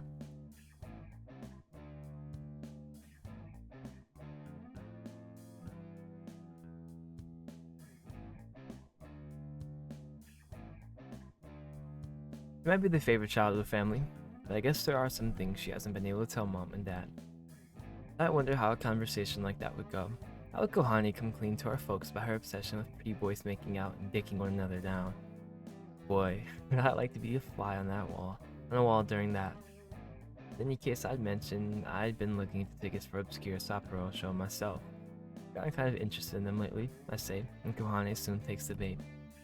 Oh, that's funny. I didn't peg you as an obscure fan. I think you hate them, Naruto, because they're all pretty boys. I thought you liked music which is a little grungier, those ugly, hairy American men. I don't know what band Kohane's talking about. I think she's doing Iron Maiden a disservice. They aren't ugly and hairy. For one thing, and for another, they're not even American. But, if you want to see them that badly, I guess I can throw you a bone. I'd be ashamed to waste my ticket, and I want to resell it. It sounds like a huge hassle. I don't want to deal with any randos online trying to scam me. When do you say that? All the tickets I've seen online are from scalpers. I'm the one who feels like I'm being scammed here. Oh, I know. It's awful, isn't it? Seeing people overcharge for tickets like that. I guess I could try getting in on the action myself. But it'd be easier if you took the ticket, so I don't need to worry about posting on any shady websites. You don't have any plans next weekend, do you? Oh gee, I don't know. It'd be hard to get time away from my harem of adoring girlfriends. It's tough being the massive babe magnet that I am. Your dream's hard. But yeah, I think I might be able to swing it, if you don't really mind. Of course not, I'm offering. Why don't you look at it as an early Christmas present? This way I don't need to worry about buying anything. It's win-win. Right. Thanks, Kalani. I love you too. And so in the end, I'm able to secure a ticket for Obscure's show just like that. To be honest, it all seems a little too convenient. I didn't think a chance like this would fall into my lap so easily. Oh, okay.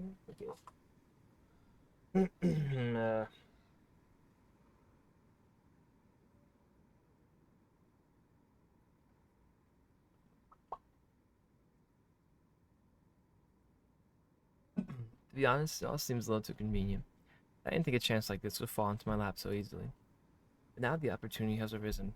I want to make the most of it. If my little sister is going out of her way to do something nice for me, something which happens once in a full moon, then I should accept it. They do say that you shouldn't look a gift horse in the mouth. Not that my sister looks remotely like a horse.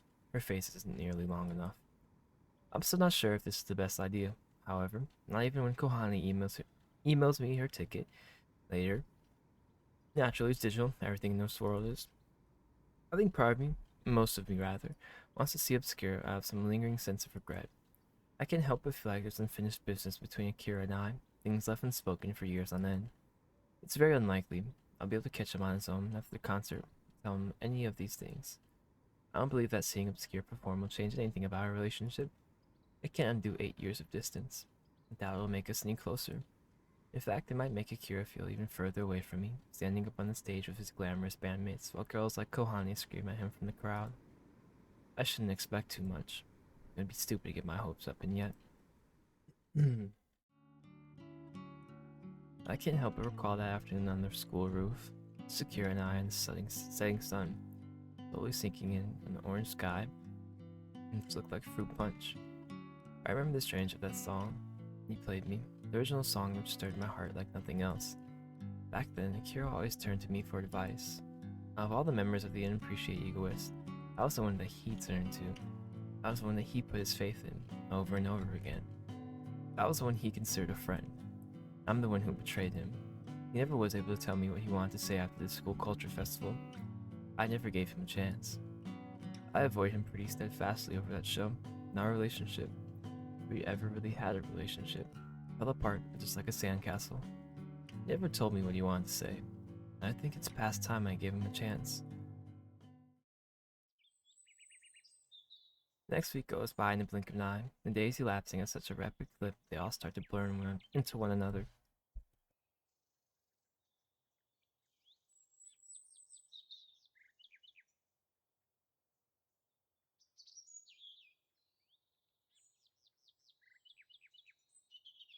Though we're near up to Christmas, my day-to-day routine doesn't change in any noticeable way.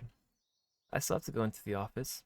This isn't Europe where people get days off paid time off during the winter holidays. I'm still expected to work at 9 to 5. I have to endure Sasayama's crass, coarse humor, which I've never found all that funny. I have to take a bunch of phone calls without sounding like I want to off myself. It's a huge pain, so much so it almost takes my mind off the bubbling anxieties about Obscure's upcoming concert. I'm able to distract myself well enough at work, but I have so much. Well, work to do. My schedule hasn't slowed down at all. Now we're in quarter 4. If anything, it's gotten even worse. But it's harder at home.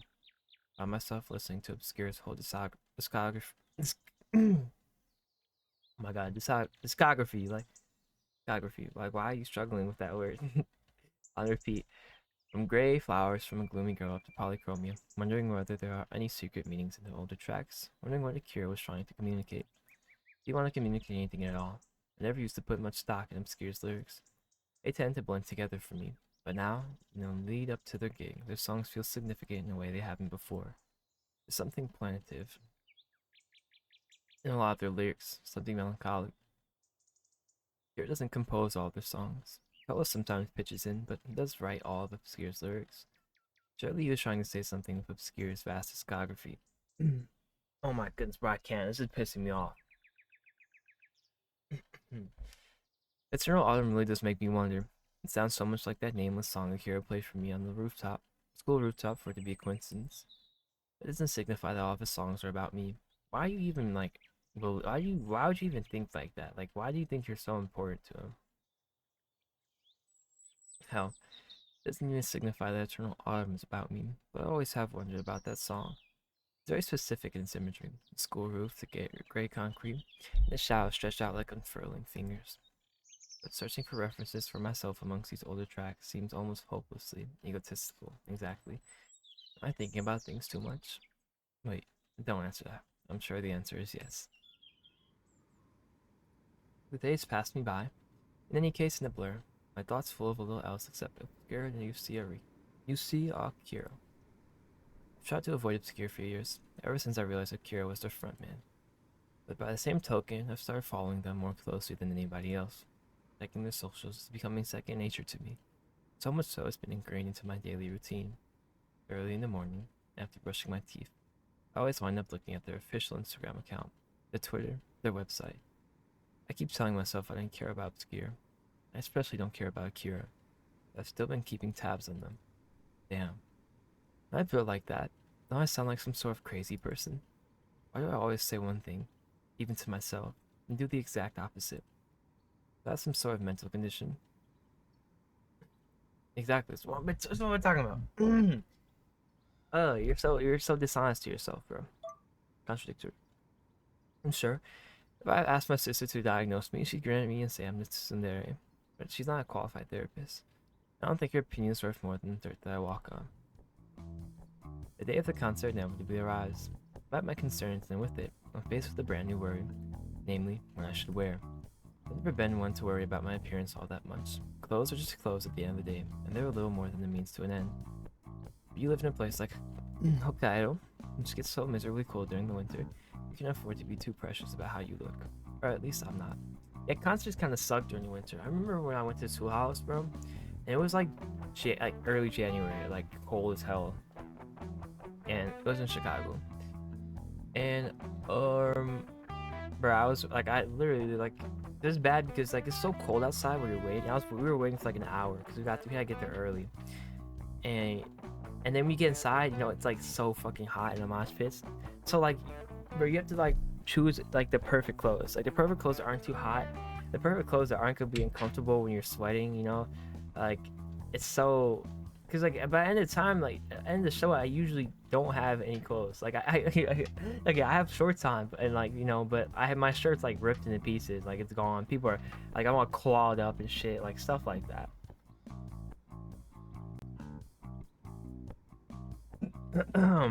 Oh my goodness, bro. It's gotta be something, bro. It's gotta be something with how I sleep, or it's something in my room. I saw a few women when I went Christmas shopping earlier in the month wearing some startlingly skimpy clothes, shorts in winter, with low-cut sweaters that showed off a lot of cleavage, but they're the exception rather than the norm. And even then, at least these shorts-wearing psychopaths had leggings on. Yeah, I'd rather not expose much of my own skin, though if this was any other day, I'd be content to wear a hoodie and a pair of scuffed jeans and a coat, like I always do. This isn't any other day. It's the day of Obscure's concert. I've seen a few live recordings of Obscure's gigs on YouTube. The people in the audience tend to dress up a bit. Obscure's a pretty edgy band. At least they were. The success of Eternal Autumn might have softened their image a bit. And their fans tend to wear all black, much like the band members. Your typical Obscure fan tends to have a lot of piercings, and maybe even a tattoo or two. They rock up at these concerts with their faces fully made up, their eyes lined with dramatic mascara. They wear these chunky platform boots which can't be comfortable to walk in. I don't have any platform boots myself, chunky or otherwise, and I don't own any makeup either, and even if I did, I wouldn't know how to apply it. I want to show up to the gig looking like I've been punched in the eyes repeatedly, which is probably what would happen if I tried to model my look on Akira's. I probably shouldn't fuss about my appearance too much. I don't have any clothes which are particularly cool, and yet, I can't help but feel a bit antsy. I guess when I consider this is the first time my path will cross with Akira's in 8 years. I'd like to make some sort of impression, but isn't that stupid? The odds are overwhelmingly stacked against me that I'll even see Akira. He'll be up on stage for the whole concert, and I'll be in the crowd with the rest of the plebs. I'll bet the concert hall will be so packed Akira won't be able to see me, much less judge what I'm wearing. I shouldn't feel self-conscious about wearing one of my old hoodies, and yet, I can't shake the thought that Akira's famous now.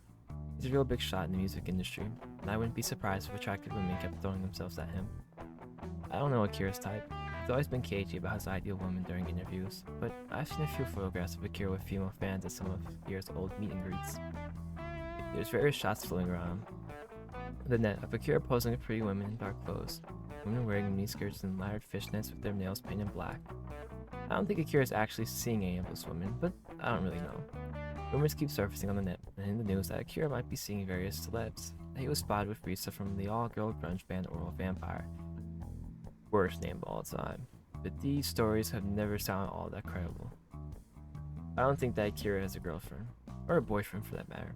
You can bet if he was seeing it up close and personal with the guy, it would be all over the internet. Now, I don't know if Akira's interested in people like that. Full stop. They never seemed all that fussed up about the prettier girls in our year back when we were at school. Ryo's funny friend Nanami and her friend Isuzu, and all the other popular girls whose names and faces I can't remember anymore. Kay would sometimes bring up girls when we were supposed to be practicing, despite having a girlfriend, but Akira never seemed all that interested. In fact, I think the topic of romance made him pretty awkward in general. He never seemed to want to play along. I did wonder if he was gay, but surely word of that was spread since he's become so incredibly famous. He might be asexual. I did always think he loved his guitar more than he loved any other person. Not that it matters, I guess. I do wonder for a split second if I'd have any luck catching Akira's attention if I dressed up like some sort of adoring fangirls. Complete with the fishnets and the miniskirt. There's no way in hell I'd do something like that. I don't really have anything against guys wearing skirts. Ryo did it a couple of times during Halloween parties. I kind of rocked it, but I don't want to do it myself. My calves are too thick for it, because I used to go cycle to and from school when I was younger. And anyway, it's minus 2 freaking degrees outside. Wearing a skirt in weather like this would be suicide. I'm not stupid, and besides, I don't own any skirts. I have to ask Kohane for a loan. I doubt any of her clothes would fit me. She's quite a bit shorter than I am, and skinnier. In the end, I have to nix the skirt idea. Not like I was seriously considering it. Yeah, of course you were. I wind up wearing the most boring outfit imaginable. A hoodie and scuffed denim trousers. Oh well, it's better than nothing. I throw my old natty coat on top at the front door and set off into the night. It takes me about 10 minutes to walk to the train station, quicker than usual, That's probably because I'm going at an uncommonly fast clip. I can't quite quell my excitement, rising to the surface no matter how I try to suppress it. This is it. I'm going to see Obscure. I'm going to watch them live for the first time in my life. I'm going to see Akira again. We're finally going to be reunited. In spirit, at least. There really is no guarantee I'll actually be able to talk to him. I know I shouldn't get my hopes up, but my thoughts still wind up wearing on ahead of me. There's no guarantee that he even remembers you, bro. I guess the train was just going to Sapporo. Then take a seat. It starts to snow while I'm sitting there. White, ephemeral, flakes drifting through the sky. It's only 17:30. The sky outside is already pitch black. 11:30. So what is it, 8:30 concert? There's something ominous about the no. Well, silly, you stupid ass, silly. It's 5:30. 11:30 concert? That's early as hell. There's something ominous about the view from the train window. Something almost oppressive. I disembark at Sapporo Station, by which point the snow is really coming down. I don't really want to wander in the streets in this weather, not when my destination is a good 20 minutes away. So I wind up taking a bus, which drops me off just outside the venue. I have to wait 15 minutes for the bus to come by, and it takes another 50 minutes for me to actually arrive, since there's a bunch of traffic. By this point, it's about 18:10. I'm cutting it kind of close since the concert itself starts at 1:30. I'm worried, when I reach the Kyoku Bunka Kaiken, that I'll be too late, that the doors will have already closed. But to my relief, there's still a few people loitering around, waiting in line to be let in. I imagine most of the Skiers fans will have gotten here a good hour, maybe even 2 or 3 hours in advance, buy merchandise and talk to one another. But I've been let in already, leaving only the stragglers like me, the fake Obscure fans behind. That suits me just fine. The doors for the venue aren't closed yet, so I should be able to get inside without any issues. And it is snowing pretty hard out here. I don't like to be stuck up in the queue for over an hour in the cold, shivering into my coat where my fingers are at the risk of falling off. I think I got here just the right time, actually. I head over to the doors, which a couple of security guards are standing, beginning to flash my ticket on the phone. Thank you, Kohane. Before I step inside, I decide I might as well take a photo of this place. It'll be nice to look back on. If anything else, and maybe Kohane would like to see some photos later. It was nice of her to give me the ticket, so I just try to take a few commemorative snapshots. Though whether she'll actually want to see them or not is another matter. I don't want Kohane thinking I'm doing this to get at her. I actually want to thank her for doing me a solid. But, well, I'm a pretty petty person, so maybe part of me wants to boast too. I take a quick photo in the venue, in any case, and type up a quick tweet. Here's the Obscure. Let's hope they live up to the hype. Then I upload my photograph sorry, the internet, where it will remain until the inevitable heat death of the universe. With my bragging completed, for the time being at least, I then pull up my ticket, which one of the guards examines. He scans it, then gives me a curt nod and ushers me inside. I've been to Kyoben before, even if this was a few years ago. I mostly remember what the interior looks like. It's the same as always, a foyer with a cloakroom and a bar, the hallway which leads into the main concert hall. I shrug out of my winter coat, leaving in a cloakroom with a whole load of other coats and bags, and step inside the hall. The last time I went to the Kyoben was to watch the play with my parents, and the vibe there was very different to the current one. Back then the venue was brightly lit. Most of the attendants were people my parents' age, well-dressed middle-aged men in suits and women with their hair piled up on their heads, wearing fancy earrings. The clientele at this particular event, however, is markedly different from the audience production of the Mikado Yotes. The vast majority of people present in the concert hall are about my age, young men and women, though it seems to be mostly women, wearing black with striking eye makeup and a lot of piercings. The Cuban's interior is a little like a theater, with a lot of plush red chairs installed. There aren't many people sitting down. Most people are on their feet, nursing drinks, staring at the stage for the show to start. The band's not appeared on stage yet, but the equipment set up already: the drum kit, the mic stand, and a bunch of amps. There's a smooth flat screen TV at the back of the stage, several of them actually. Must have been riled up so people in the back of the venue can get a better view of the band and their performance. But these screens aren't turned on yet. Another 5 minutes or so into Obscure are slated to get onto the stage, and the excitement in the air is palpable. Yeah, that's always the best part. It's always the best part, and everybody's just standing there, yapping around, and then the lights just go, and everybody's like, oh, I love that. That's so fun. I can hear people whispering as I slide to the designated seat. Okay, seat 12. There are two women next to me fiercely debating who's the best member of Obscures, Akira or Caleb, and a few people are even listening to Obscure songs on their phones. I have to wonder why they're bothering, and we'll be singing if they'll do soon enough. But maybe they want to refresh themselves on some of their songs. In any case, I'm one of the few people here on my own. I don't have anybody I can chat to about who's the hottest member of Obscures. Not that I want to do that, even if I could. I don't feel like looking them up on my phone right now. That would be a little too much obscure, even for me. I'm content to wait. Well, that's what I tell myself, but I think I'm a little too on edge to feel properly content. This venue really is packed. It's not the biggest venue a band has ever played. I'm sure 2,000 seats is nothing compared to the Huracan, which can, scratch. Ow, that hurts. Which can fit almost 50,000 people, but it's not nothing. Stop. It hurts. Sorry. Ooh. Better than playing in the gymnasium, at least during the shitty school culture festival. Akira sure has gone up in the world. Man, it sure does take me back. When I was in school, I used to dream about performing in places like this. I had fantasies of going on tour with the unappreciated egoists and standing up on stages just like this one, brightly lit, with a crowd of adoring fans cheering for me. I don't know if I ever believed these fantasies of mine would ever come true. I've always been a realist, or as Kwane says, a pessimist, but it was nice to imagine. It was a daydream I escaped to in the middle of math class. I found the lessons especially unbearable. When I was on the train on the way back from school, my bag resting on my lap. It was a soothing fantasy world I'd take refuge in, one where I could be the star of my very own show. I don't know if it was something I wanted to fiercely. If it was, I wouldn't have given up on being a musician like I did. Part of me still wanted it. But I didn't. It did hurt when I gave up on these dreams. I scrapped my own drum kit. Maybe it didn't hurt as much as it could have. Maybe it didn't hurt as much as it should have. Maybe I didn't care enough after all. In fact, I'm sure I didn't care enough, because if I had, what would I say? If I did, I wouldn't have let this opportunity, no matter how small, slip through my fingers. I wouldn't have given up on everything. If I'd kept trying, perhaps I would be the one ready to go on stage, rather than the one standing in the audience. If only I'd done this, if only I'd done that. What did I say? If only. Ooh, it's time. Is it starting?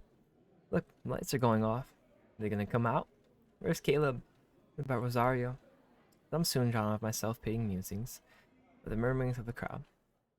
These murmurs began initially as breathy whispers, soft and plaintive, but they soon erupt into full-blown screaming, stomping feet, and excitable cheers. It looks like the members of the Obscure have finally made an appearance.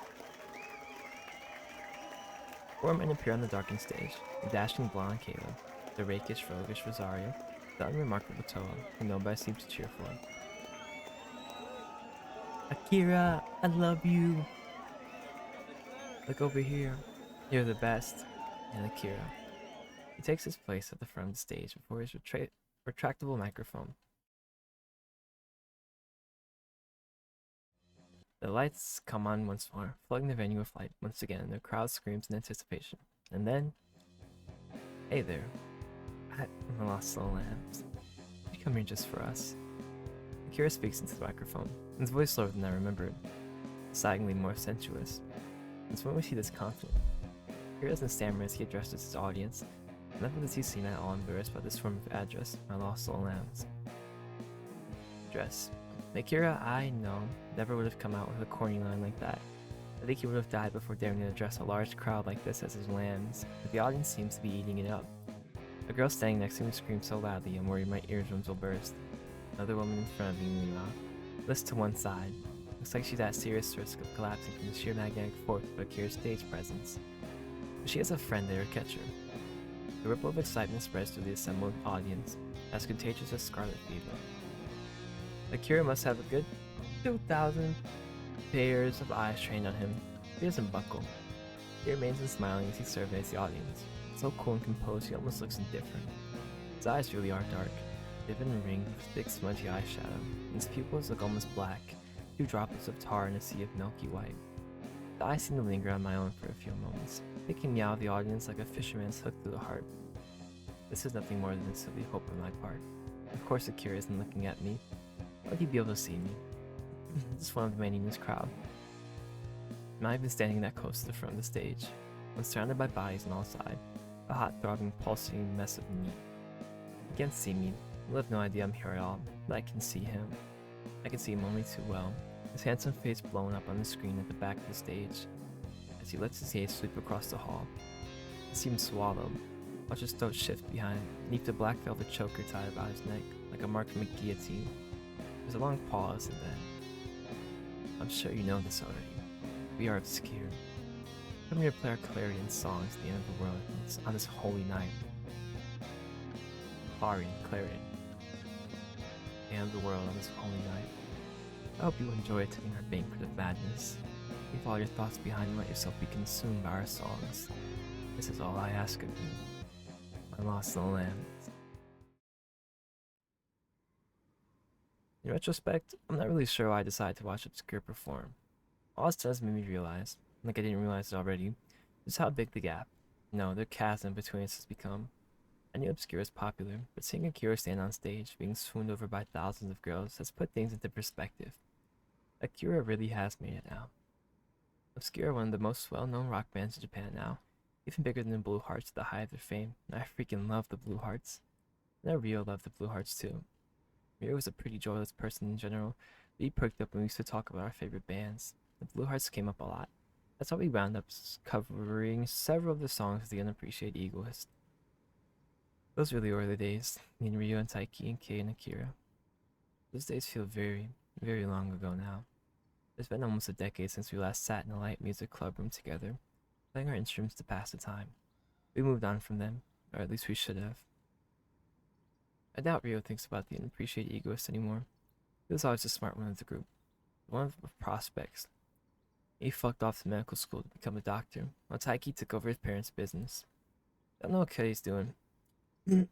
Oh my goodness. I was never that close to him. I can't control it. Like, I really just gotta, like, it's just like spurs up. I gotta start meeting the mic more when I do that. And I guess I don't care too much. I'm sure he's doing just fine for himself, though. I'd be surprised if he thinks about the Unappreciated Egoist that much either. They've all moved on. I should have moved on too.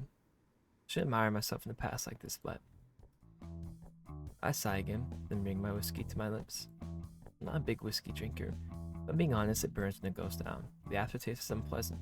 Right now, I just want to get wasted. I want to forget everything I just saw. And Kira on stage, and all the bright lights and the adoring screams. It's all a little too much for me to process. I always should have known that this would have happened. There's a reason why I've never been to an Obscure concert before, despite following them on and off for the last 5 years. Hell, I even like some of their older stuff. Rayo writes is a great song, and so is Still She Calls Me. But I never did go see him perform. I told myself not to. I didn't want to see Akira succeed. I didn't think I could stand it. You're such a loser, bro. you're a loser. You got problems, bro. Get my distance from my own self-preservation. Until tonight, of course. But my resolve chose to fail me now, after Obscure had finally hit it big. If I'd been to see them earlier in their career, where they were popular, before the phenomenon that is Eternal Autumn happened, I doubt I would have been as shaken by their success. I feel a pang of envy. I guess that it was Akira on stage being applauded by an audience, not me. It wouldn't have hurt as much. I'd have been able to endure it. If I'd seen Obscure earlier, when they were more underground, maybe I could have put that chapter of my life behind me. I could have closed my book on Akira and turned my back on him. I wouldn't have let this memory torment me so much. I didn't do that. I was stupid and I kept trying, stubbornly, foolishly, to ignore Obscure's steady rise in popularity. I refused to see them perform, and I tried to pretend they didn't exist, all the while googling them obsessively. I refused to confront Akira's new fame with my own 2 eyes. Until tonight, that is. Akira and I will never be able to go back to our old school days now. The time of my life is over and done, but it never received a satisfying conclusion. Our high school days didn't fade out slowly, like the last 10 seconds of a pop song. Instead, they cut off abruptly, in the middle of a chord. That's it. Akira and I are over. We finished before there was ever even an Akira and I, or we were more than just friends. Akira's living a life I can only dream of now. And what about me? Yeah, you're so pessimistic, bro. Like you're so annoying, bro. I hate people like this, bro. Misery loves comfort, bro. People who just, are unhappy with their lives, yet they make no, they try to make no change. I just don't understand that. What about me? What about you? Just some guy who works in the office who hates my job, lives paycheck to paycheck in a shitty apartment without any real career prospects or a partner. I don't have anything to look forward to except my inevitable death. Death that will come by much faster if I keep sitting here feeling sorry for myself, drinking this god-awful whiskey. Ugh, this shit stings. I can't say I like it, but I don't think I've drunk enough of it just yet. I need to down enough liquor to smooth out all the sharp pointed edges of my painful, pathetic jealousy. At least he knows she's kind of a loser. maybe I won't feel like crying anymore. That I feel like peaking. That has to be a better trade-off, right? I don't want to cry. Not here in the shitty bar which smells of cigarette smoke, surrounded by alternate-looking people who probably came here after Obscure's concert just like me. I don't want to cry at all. It's for sissies. It's just like an especially miserable way to spend Christmas Eve, which is generally considered a holiday for couples. Not that I have anybody to hang out with. I'm all on my own. Might be surrounded by people, mostly folks who attended Obscure's show. There's a few lovey-dovey couples at the bar, but I've never felt more isolated. Ugh. I cursed under my breath and pressed the heel of my right palm against my eyes. It hurts, but it's an ulterior sort of a hurt. A hurt which takes my mind off the other, even more painful things which have been weighing on me. It hurts, but it's nothing I can't deal with. It hurts, but I almost think I deserve it. I'm sick and tired of thinking about Kira. I'm telling you, yeah, he's very yearning, bro. He's just a mix, bro. He's a mix of like sadness, like he's pitiful, bro. He's yearning, bro. Like he's just contradictory and not honest to himself. Like I feel like if he was just honest with himself, things in his life would be a lot easier. They notice that having him look down on me all the time. I'm tired of living in the shadow, whether he knows it or not, and having him look down on me all the time, in billboards or in life-size standees, step in store windows, or my mind's eyes.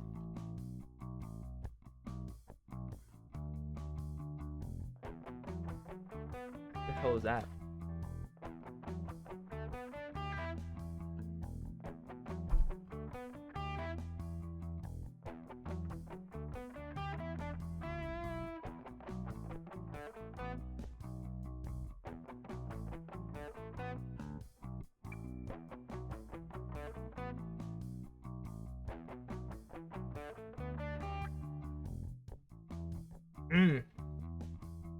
Hell, bro. I'm exhausted. I drank the last of my whiskey. Once it gets to goes down, this stuff never gets easier to tolerate. I'm slamming the glass back down on the table. Then I turn to the bartender, a fashionable young woman with ears full of steel studs. I mean to order another drink. My second whiskey of the night when... Oh. Excuse me? You right there by the counter? You wouldn't happen to be... Nishiki no Haru, would you? What? Somebody just called out to me, and definitely was to me. They used my family name and everything. But I have no idea who they could be. Is this somebody from the office? Fuck, I hope not. That'd be excruciating. That's about searching for them. And when do I start? Oh shit. I never would have expected this. Not in a million years. The person standing next to me at the bar, looking more than a little sheepish, is... Akira? That's right. You see Akira, Obscure's frontman and my former friend, smiles at me bashfully. He toys with the scarf then mumbles. Would you mind not being so loud? I don't want to get spotted. What's your name, bro? I wiped off most of my makeup, so it should be a little hard to tell who I am, but some of my fans can be very passionate. I really don't want to get mobbed for real. I don't think it would really endear you to me. Kira laughs awkwardly, pulling with the sleeves of his jacket. And yep, there it is. If I was any doubts whether his vision standing before me was the real Yusuke Akira, and they've all been swept to one side. This has to be Akira. Might be a celeb now, the most prominent member in one of the most popular bands that come out of Japan in the last decade. But he's every bit as self-conscious to remember him. You'd think the fame would have gone to his head, but he looks just like he did back in school, despite all the piercings, I mean. If I know Akira from high school, I'm not sure I believe that the man standing in front of me is Yusuke Akira. The Yusuke Akira. He just doesn't have any presence. His shoulders are slumped, and he has all of Akira's nervous tics, and the feeling of his fingers, the way he struggles to maintain eye contact while talking. He doesn't look like the old Akira. His hair is longer and his ears are pierced, but he's acting like him down to a T. He's not changed at all. He's here somehow. And he wants to talk to me? What the hell? It's almost like I've gone back 8 years into the past. The time Akira and I spent together in the music club room no longer seems like a dim. Feels like a dim, distant memory. Feels real and tangible, something I could reach out and touch if I wanted to. I exhale, letting the tension escape from my shoulders, and say, sure thing. Sorry about that. I was a little surprised to see you here summing it with us commoners, but it's good to see you. Did you come here for a celebratory drink after your show? Something like that, I guess. I was hoping I could relax for a little while. All that singing does take it out of me, but if I'm being honest... Akira inhales shakily. I swear he's even more worked up about this than I am, and says, I think part of me was hoping that I'd see you here. What do you mean? What are you talking about? Well, I can explain, but do you mind if I sit down first? I've been on my feet for a while and I'd like to relax a little. Oh, right. Of course, so feel free. Thank you. You're too kind. Akira laughs slightly and sinks down to the empty seat beside me. He places an order at the bar. I could probably just go back to the gallery, but... For a gin and tonic, pretty mild drink, isn't it? I thought you were supposed to be a rock star. Why opt for a lemon highball? I know. I was going for a second whiskey, but I'd rather not get shit-faced at the moment, not when I'm with Akira. That'd be way awkward, especially when I'd like to catch up with this guy. I want to know what he's been up to, and especially when I want to know why he came here looking for me. How did he even know I was at his concert? Did he just assume I showed up because he's such a big shot? Bro, you're so... That's the case, it seems low. Brother, you're so stupid, bro. You're annoying, bro. Naruto's annoying as fuck, I'm not gonna lie. I doubt Akira would be so presumptuous. He's always been so mild-mannered. So how? Akira takes a small sip of a gin and tonic while I ponder. In this mealy mouth kind of way, which is pretty cute. He shivers a little as the alcohol spreads across his tongue, lets his drink down. He looks to me and then says, I knew you'd be at this concert. You told me, more or less. But since when? I haven't spoken to you in years. I know that we're not in direct contact at least, but I still follow you on Twitter. We followed one another back in high school, remember? Oh shit. He's right. We did follow one another on Twitter. Since this was over 8 years ago, it completely slipped my mind. I don't use social media all that much. I'm not famous, not like Akira. But I guess I've not given my pitiful online presence much thought. I do post on Twitter every once in a while, but mostly for photographs about the various foods I've been eating or places I've visited on work trips. I've been using it as a photo diary since I was a teenager. Now that I think about it, I did post a photo of the Kyoki bunk Kaiken before I stepped inside for the show, didn't I? Does that mean Akira saw it? Wait, hold the phone. If Akira's still following me on Twitter, then... I'd pull out my phone in my pocket and skim through my following list. Not very large. I have a truly sorry amount of followers despite using Twitter for over a decade. But... there's Akira's account. He's one of my first followers actually. Username Yusaki0910. I guess it's Akira mashed together, with his birthday tackled onto the end. Wow, real subtle. Well, I have no room to judge. My Twitter handle isn't much better. I made my account when I was still big into Godzilla. Shut up. Doesn't like giant monsters, so my name is Moth Radiation. What the hell? I click onto Akira's Twitter profile, in any case expecting to see some huge account. One with hundreds of thousands of followers, so it's obviously a sacred all account. But, for a celeb, you don't have many followers. You've not even broken 5k. Akira's 5k following is more impressive than my own. I have a measly 184, but still, I think someone as huge as him would have more. The official obscure Instagram account has over 1 million followers. What gives? I'm curious, but that's my personal account. No one knows that's mine, and I hardly ever use it. I have an official account which was set for me by Psy C. I don't use that one. I have a PR person who handles it for me. PR person, huh? I whistle and slide my phone back into my pocket. You. You're so fancy now. Thank you. Yeah, like, don't act weird. Like, now he's gonna start acting fucking weird. And, you know, Akira, this is, like, where I need you to, like, shut his stupid ass up. Like, just shut him up, bro. I think that's meant to be a compliment anyway. But if you're wondering, that's how I found out you'd be at today's show. I tried to look for you in the crowd, see if I could find you, but that didn't really pan out. The Hyokubunka Kaiken isn't the biggest venue we've played at. But there were plenty of people. It was rather dark, so it was hard to make out too much of the crowd. I didn't get a chance to glimpse at you, so I figured I'd try my luck after the show.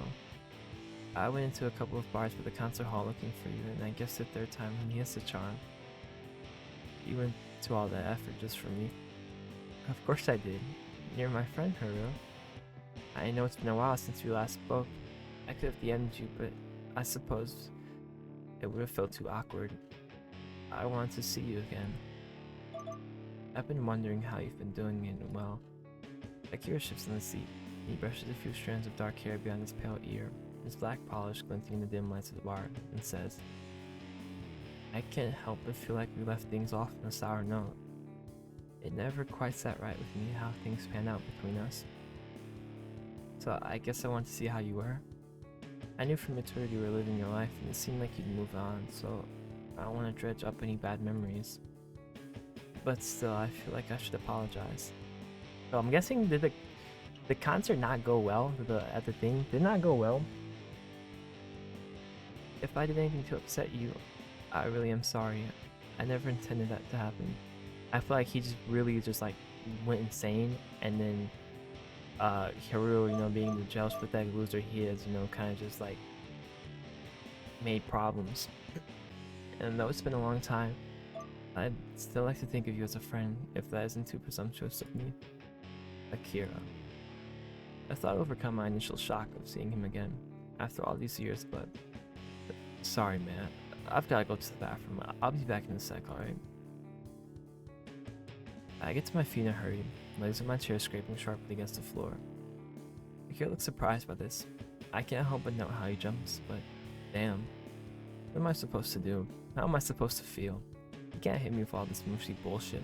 I still think of you as a friend, after all these years. What is this, a scene from a girl's romance story? I'm certainly blushing enough to be a heroine in a reverse harem story. Shit. I need to get to the bathroom. Stat, for Akira sees just how deeply I've been affected by all of this. I don't want him to think I've caught feelings for him or anything. That'd be ridiculous, obviously. Yeah. I don't like him like that. Okay, but... Oh, that's fine. Take as much time as you need. I hurry away from the bar. Akira's reassurance is trailing after me. Then make a dash for the men's bathroom. I breathe deeply, in and out, with one hand pressed to my chest. I can feel my heart beneath my splayed fingers, and positively feel it thumping. I take a few moments to try and steady myself, then approach the mirrors above the sinks, lined with grubbly-looking taps. Though the bar itself is hopping, the bathroom itself is empty, an unexpected but much welcome surprise. Somebody here watched me, therefore as I stare at myself, my sorry reflection in the mirror. My fingers find the countertop and I grip it tightly. I hold on to it so hard that my knuckles crack from the strain. My skin starts to turn white. All the while, I stare into the mirror, my shoulders trembling. Seeing Akira again has brought all sorts of memories rushing to the surface. Memories that for a long time I was trying to forget.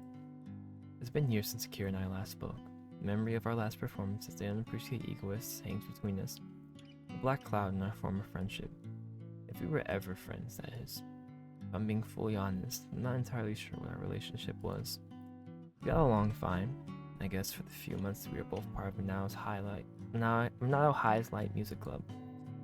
That fell apart pretty spectacularly during the school culture festival. I knew our performance was going to be a shit show the moment I woke up the day for the culture festival. Somehow, I'm not sure how, my phone alarm didn't go off, so Kalani had to haul my sorry ass out of bed. I guess Mom started to harass me. My sister can be very persuasive, because she sat at me and started poking me, sprinkling toast crumbs all over my catatonic body as she did. Hey, how do you wake up, you lazy bum? Get out of bed. We only got 10 minutes to get ready. It's your school culture festival today. You'll be late. That's what my little sister said, in the smug and nasally voice of hers, through a mouthful of masticated toast. She kept on poking and prodding at me, like I was some specimen in the lab. She pinched me so hard, in fact, she managed to leave a red mark on my neck, which was so not cool. Harassment didn't do the trick, however. She managed to wake me up pretty quickly, but I was in an awful state. I had to call Honey to fuck off and leave me alone, which she did, laughing as she left, like a demented imp. That didn't change my circumstances in any substantial way. I only had a few minutes to get ready. I wound up pulling up my clothes in a rush. When I got to the breakfast table, my mother had to tell me that my shirt was inside out. Talk about embarrassing. The day was off to a shitty start from the very beginning. It didn't help that I managed to spill scrambled eggs in my lap while eating my breakfast. I was already over it, and I set off. After I set off, and things didn't get much better when I arrived at school. I don't know if I'd angered some sort of god or what. Maybe my fortune that day was especially unlucky. But later it turned out there were all sorts of problems with our performance.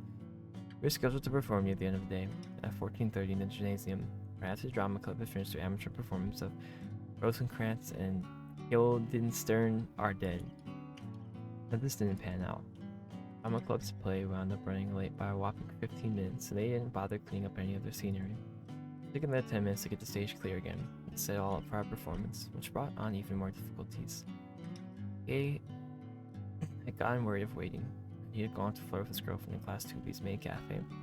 Rio and I had to go haul his sorry ass back into the gym, and there was some sort of issue transporting my drums from the club room and onto the stage. My drum set should have really been moved earlier in the day, but I guess nobody remembered, which made it a horrible rush job. Hauling my drums, which were fucking heavy, even when assembled, the haul at breakneck speed. Then we were finally setting our shit up. Rio dropped his amplifier, which broke it, so his bass was all muffled and muddy for the whole performance. It really fucking sucked. We were supposed to go on stage around 14:30, but in the end, we didn't get on the stage until 15:15, by which point most of the audience has already drifted off to do other things. School day was coming to a close, and nobody wanted to stick around and listen to some shitty songs from our shitty light music club with a shitty self-effacing name. We didn't have enough time to play through our whole set. We were promised half an hour, but this wound up being 15 minutes. We had to cut off a few songs on the fly, which was pretty confusing. Our opening song went well, despite all of these hiccups. At least I think it did, but we wound up losing our tempo near the end. By the time the second song started, we were in an awful and coordinated mess. I think each and every one of us fucked up something, other than Akira, that is. Yeah, at least. He was able to handle himself flawlessly. He played through the songs without making a single mistake. He was perfect. His perfection made the rest of us look even worse. It was a disaster of a performance in all aspects. That joke which wasn't even funny. We were so bad the handful of students who did hang around to watch us, about 40 or so, had been reduced to a sorry 20 by the end of our little show. A few of our peers heckled us into the bargain. Somebody even threw a bottle onto the stage, which hit Kai in the head. Sure, it didn't do any significant damage. The bottle was empty, but still. It was the principle of the thing. We practiced. Not hard exactly for the show. We had put in some practice. We cared enough, at least, to put on a decent show. It was going to be our very last show as an appreciated egoist. Last time we would all stand together on the stage and perform. Though for Akira, I guess it was his very first time. It was supposed to be something special, and I guess in a way it was. The concert was such a disaster. I'm sure it went down in infamy among the alumni, I don't know what the fuck that were. Alumni of Manado Highs being really fucking bad. Sometimes I do wonder if anybody at Manado High who had the misfortune of seeing that shitty concert knows what Akira went on to become. He's now become a celebrity. Though I've done a bit of digging online, trying to find people from Manado High sharing dirt about Akira, I've not been able to unearth very much.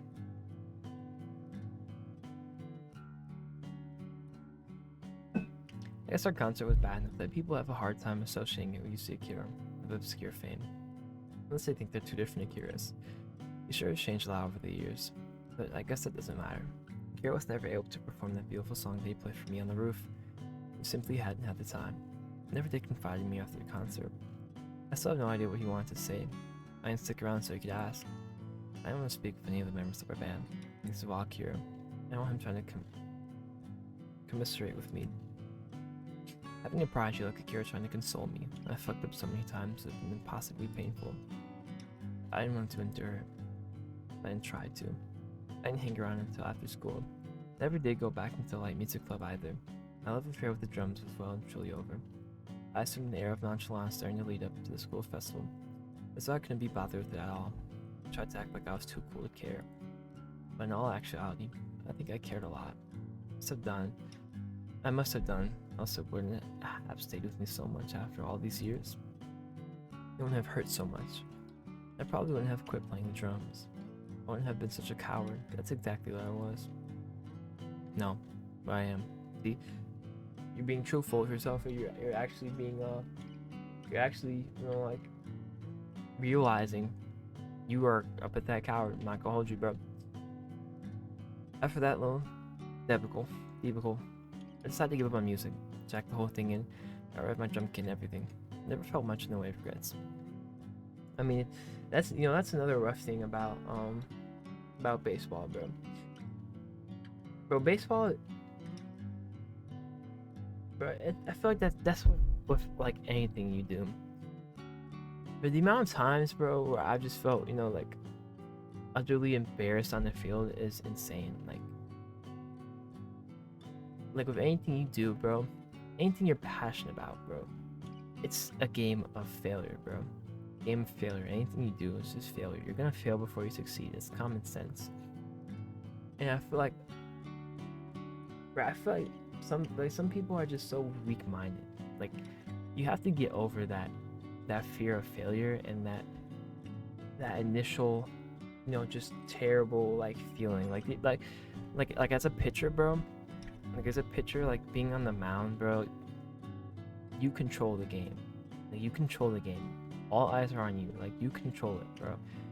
And some days you just don't have it, bro. Some days you just can't locate. Some days you're just exhausted. Some days you're not throwing as hard. Some days you just can't get your curveball to spin. And it's just like that. And the amount of times where I've just felt like quitting, bro.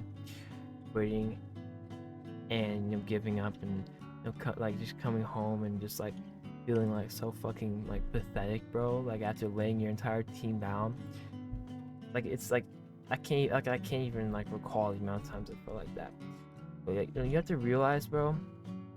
Like I always realize, like there's so many higher moments. Like the thrill of getting in that box, bro. And like you see the ball coming at you, and you kind of just zone out. Like I swear every time I'm in the box and I get hit, bro, I'm on second base after double, bro. I swear I'm thinking back to the hit, and like time just slows down, bro.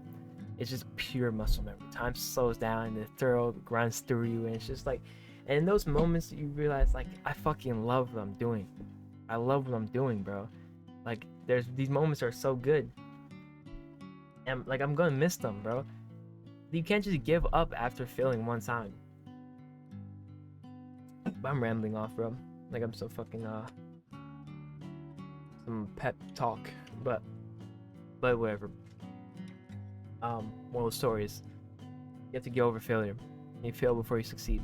After that little debacle, I decided to give up on music. Like he failed one time and he gave up on what he loves. Like that's just cowardly. I jacked the whole thing and got rid of my drum kit and everything. I never felt much in the way of regrets. Never been all that crazy about the drums. It was a hobby I picked up to pass the time, one in which would end up sticking, but I'm not sure how. I liked it, bro. Excuse me. I had a few dreams of being part of a band, something bigger than me.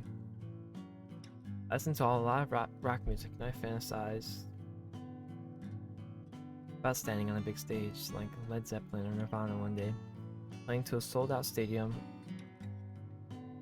of adoring fans. Give me a sec.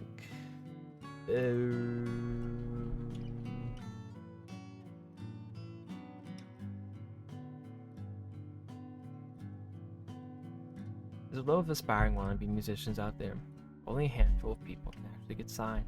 It's not just about being talented either. There's a whole lot of luck that goes into it. There's plenty of dedicated musicians who are way, way better than I am, who spend their lives in anonymity, going under the radar. There are many people who can make it big.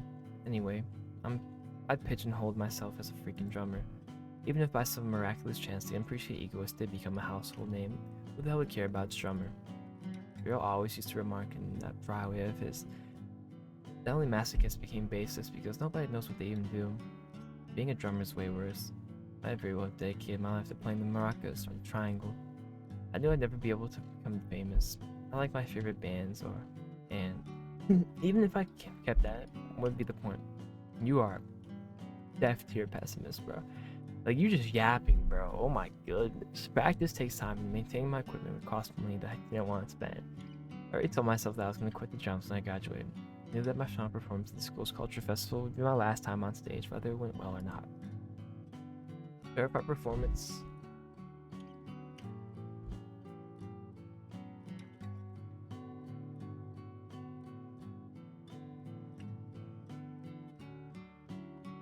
Gone better. Maybe I wouldn't have thrown out my old drum kit. I've been convinced to keep at it on the side. Maybe I would have joined a band or two and once I started uni, it's a fun side thing. Last performance sucked. I sucked, and everything seemed like more trouble than it was worth. I got rid of my drum kit, and I don't think anybody really cared.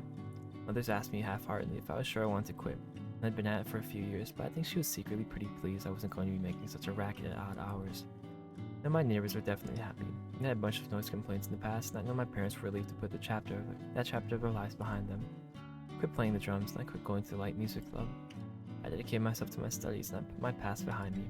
I told myself my dreams were embarrassingly adolescent and immature. It was silly trying to cling to them. I had to face the real world. It was sad, bro. I didn't hear from any of my guys in the band after I graduated. Not even Rio, I'd always been close to. I guess we were too busy with our own lives. We didn't hang out anymore, so we had no reason to talk. We tried to forge on as best as we could into the unforgiving world of adults. But I always did think, when I happened to ponder my time spent in the light music club, it'd be a shame if Akira quit the guitar. He was always leaps and bounds better than the rest of us. He was so dedicated too. If any of us had a chance to go pro, I figured it would be Akira. He was the only one with the right work ethic. He took our group seriously, but he was always so shy and self-conscious. I couldn't imagine him trying to hack it as a musician on his own. It seemed completely contrary to his character, so much so the idea was almost laughable. Akira might have been gifted, but he didn't have any social skills. He was awkward and uncomfortable, and I figured he would have been hit by our failure at the culture festival the hardest. I was certain he'd wind up quitting the guitar, just like I quit the drums. I didn't have much faith in him. I thought it was a shame. That's just the way life goes, isn't it? We can't all succeed, otherwise the word "also ran" wouldn't be in the dictionary. I sometimes thought about Akira, but I tried not to dwell on it. Why did it matter if he quit playing the guitar? Why did I care? I didn't care. I get so worked up about some guy I played with in a crappy high school band with for 6 months. It was pointless. I was sure Akira would have become some low-paying corporal wage slave like me. His dreams of playing on stage abandoned. That was wrong. I might have given up, but Akira never did. He kept on playing, forming his own band at university, which turned out to be the embryonic obscure. Members of this earliest era.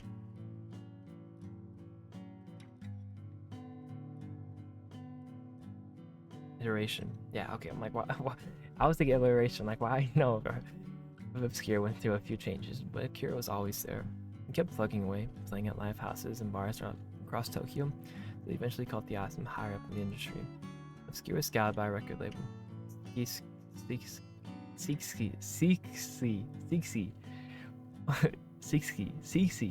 Akira was still in university, baby-faced third-year student, and with corporate backing, they became pretty well known in the indie scene in under a year.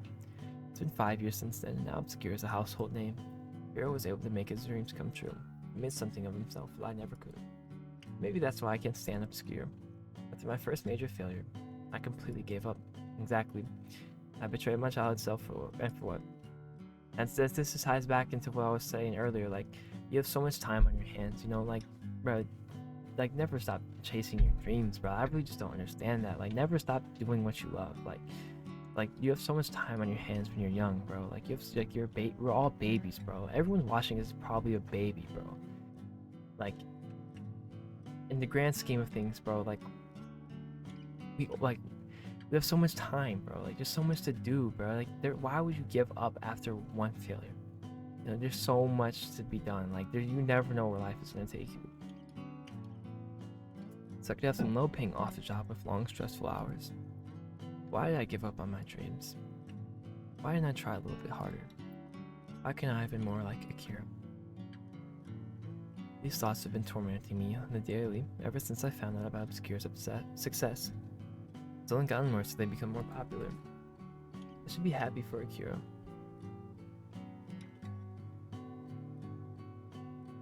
It's hard to muster up any enthusiasm.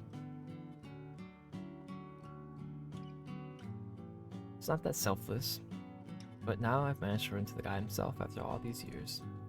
What am I supposed to do? I stare at my reflection in the mirror for what feels like a small eternity, my eyes aching. The lights in the bathroom are too bright, especially given how dim and gloomy it is in the bar itself. They're stingy. They feel a little watery, actually. But no, I'm not gonna cry. Not in the fucking bathroom over you see fucking Akira. Memories of our old school culture festival heavy in my head. Culture festival was 8 years ago. It's ancient history. It's over and done with, and there's no point in probing that particular wound anymore. Just move on, man. Get over yourself.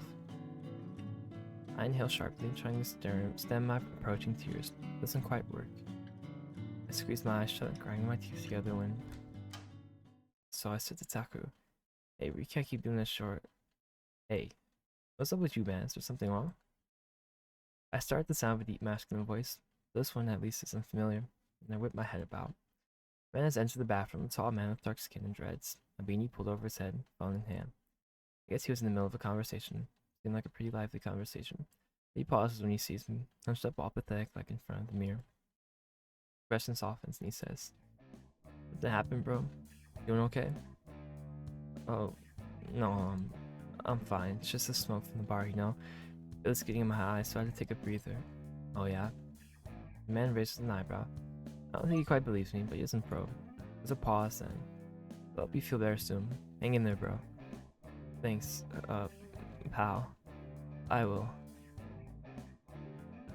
I try to smile at the man, though it comes out all wrong. Too self-conscious and a little crooked. Then make to leave the restroom. I didn't feel like stopping, and I came dangerously close to it. In fact, the seeing this man has soaked me up below. How can I cry now after receiving a shock like that?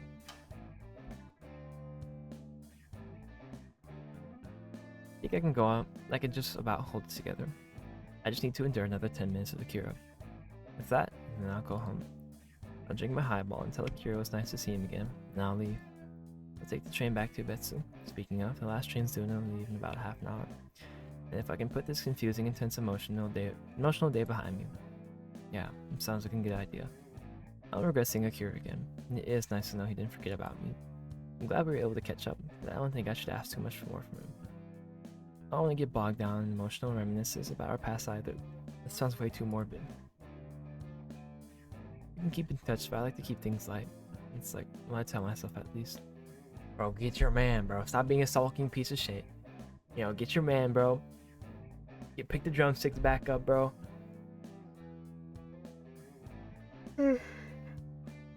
Haruto. My heart seizes up inside my chest when I see Akira, sitting at the bar where I left him. His brown eyes seem to light up when he sees me. He looks a little too enthusiastic. So much so that if he was a puppy, I'm sure his tail would be wagging. They always gotta put these terrible thoughts into my head. Ugh. Like, why must he torture me like this? He's so golden retriever coded. Get your man, Akira. He smiles. You really miss me that much, but hey, Akira only needs to glance at me for a few moments before his face froze in obvious concern. "Are you alright?" Damn, what am I supposed to say?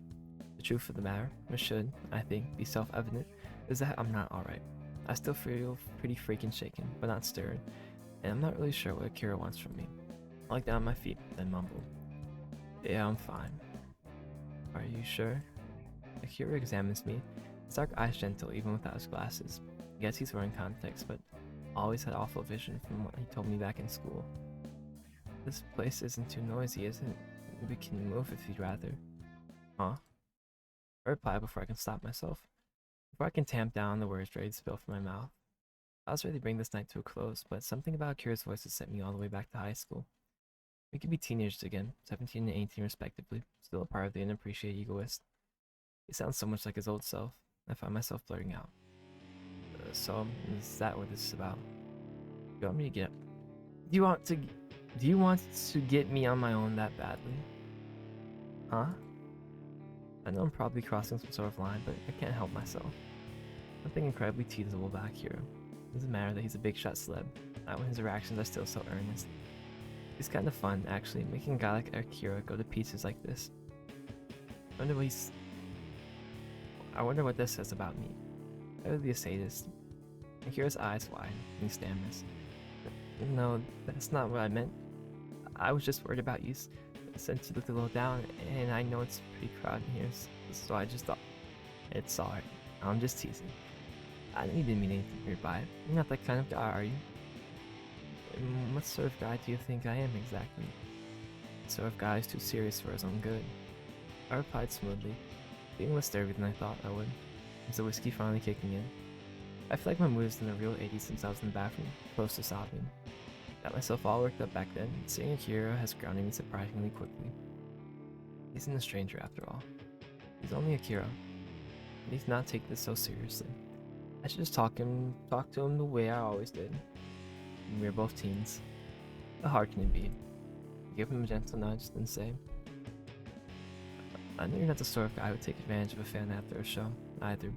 If you were, I'd have heard more rumors about you. You're squeaky clean. In fact, you might be a little too clean. I was hoping you live up to it at least. I hope you live up to it at least a little, now you're so famous. I guess you're just as dedicated to your guitar as always. You're some sort of saint, are you? Well, I don't know about that. It's not like I don't have, feelings. But wait, why are we talking about this? And what do you mean I wouldn't take advantage of a fan? Are you saying that you're a fan? Isn't that quite obvious? Or is not, bro? And then, I mean, I guess I can say Polychromia is my favorite album you guys have put out. That was kind of into Gray Flowers for a gloomy girl. I mean, he was at the concert, bro. Some of your songs were pretty good, and I did come all this way to watch you perform. That probably makes me your fan. I don't know, what else would I be at this point? Then you don't think of me as your friend? Oh, so we're cutting to the heart of things already, are we? That's almost admirable, actually. Especially coming from a guy like Akira. It's so awkward. I figured to take him a load of umming and eyeing. Maybe another stiff drink or two, before he'd be able to tell me what's really up with him. I think I'm beginning to see him in a new light. Well, I guess I've always been seeing him in a new light for the last 5 years. So is this really new, since Obscura debuted? I've always found Akira impressive, even back in school when you clearly didn't think that he was. I found him even more so about his debut though. Which makes it even funnier to see he hasn't changed all that much. Bro, this... Yeah, but this game is long, bro. I did not think it was gonna be this long. You know, shave face an hour, shave an hour off, bro. I've been recording for 4 hours and 15 minutes, bro. An hour, shave off an hour from when I went to go eat.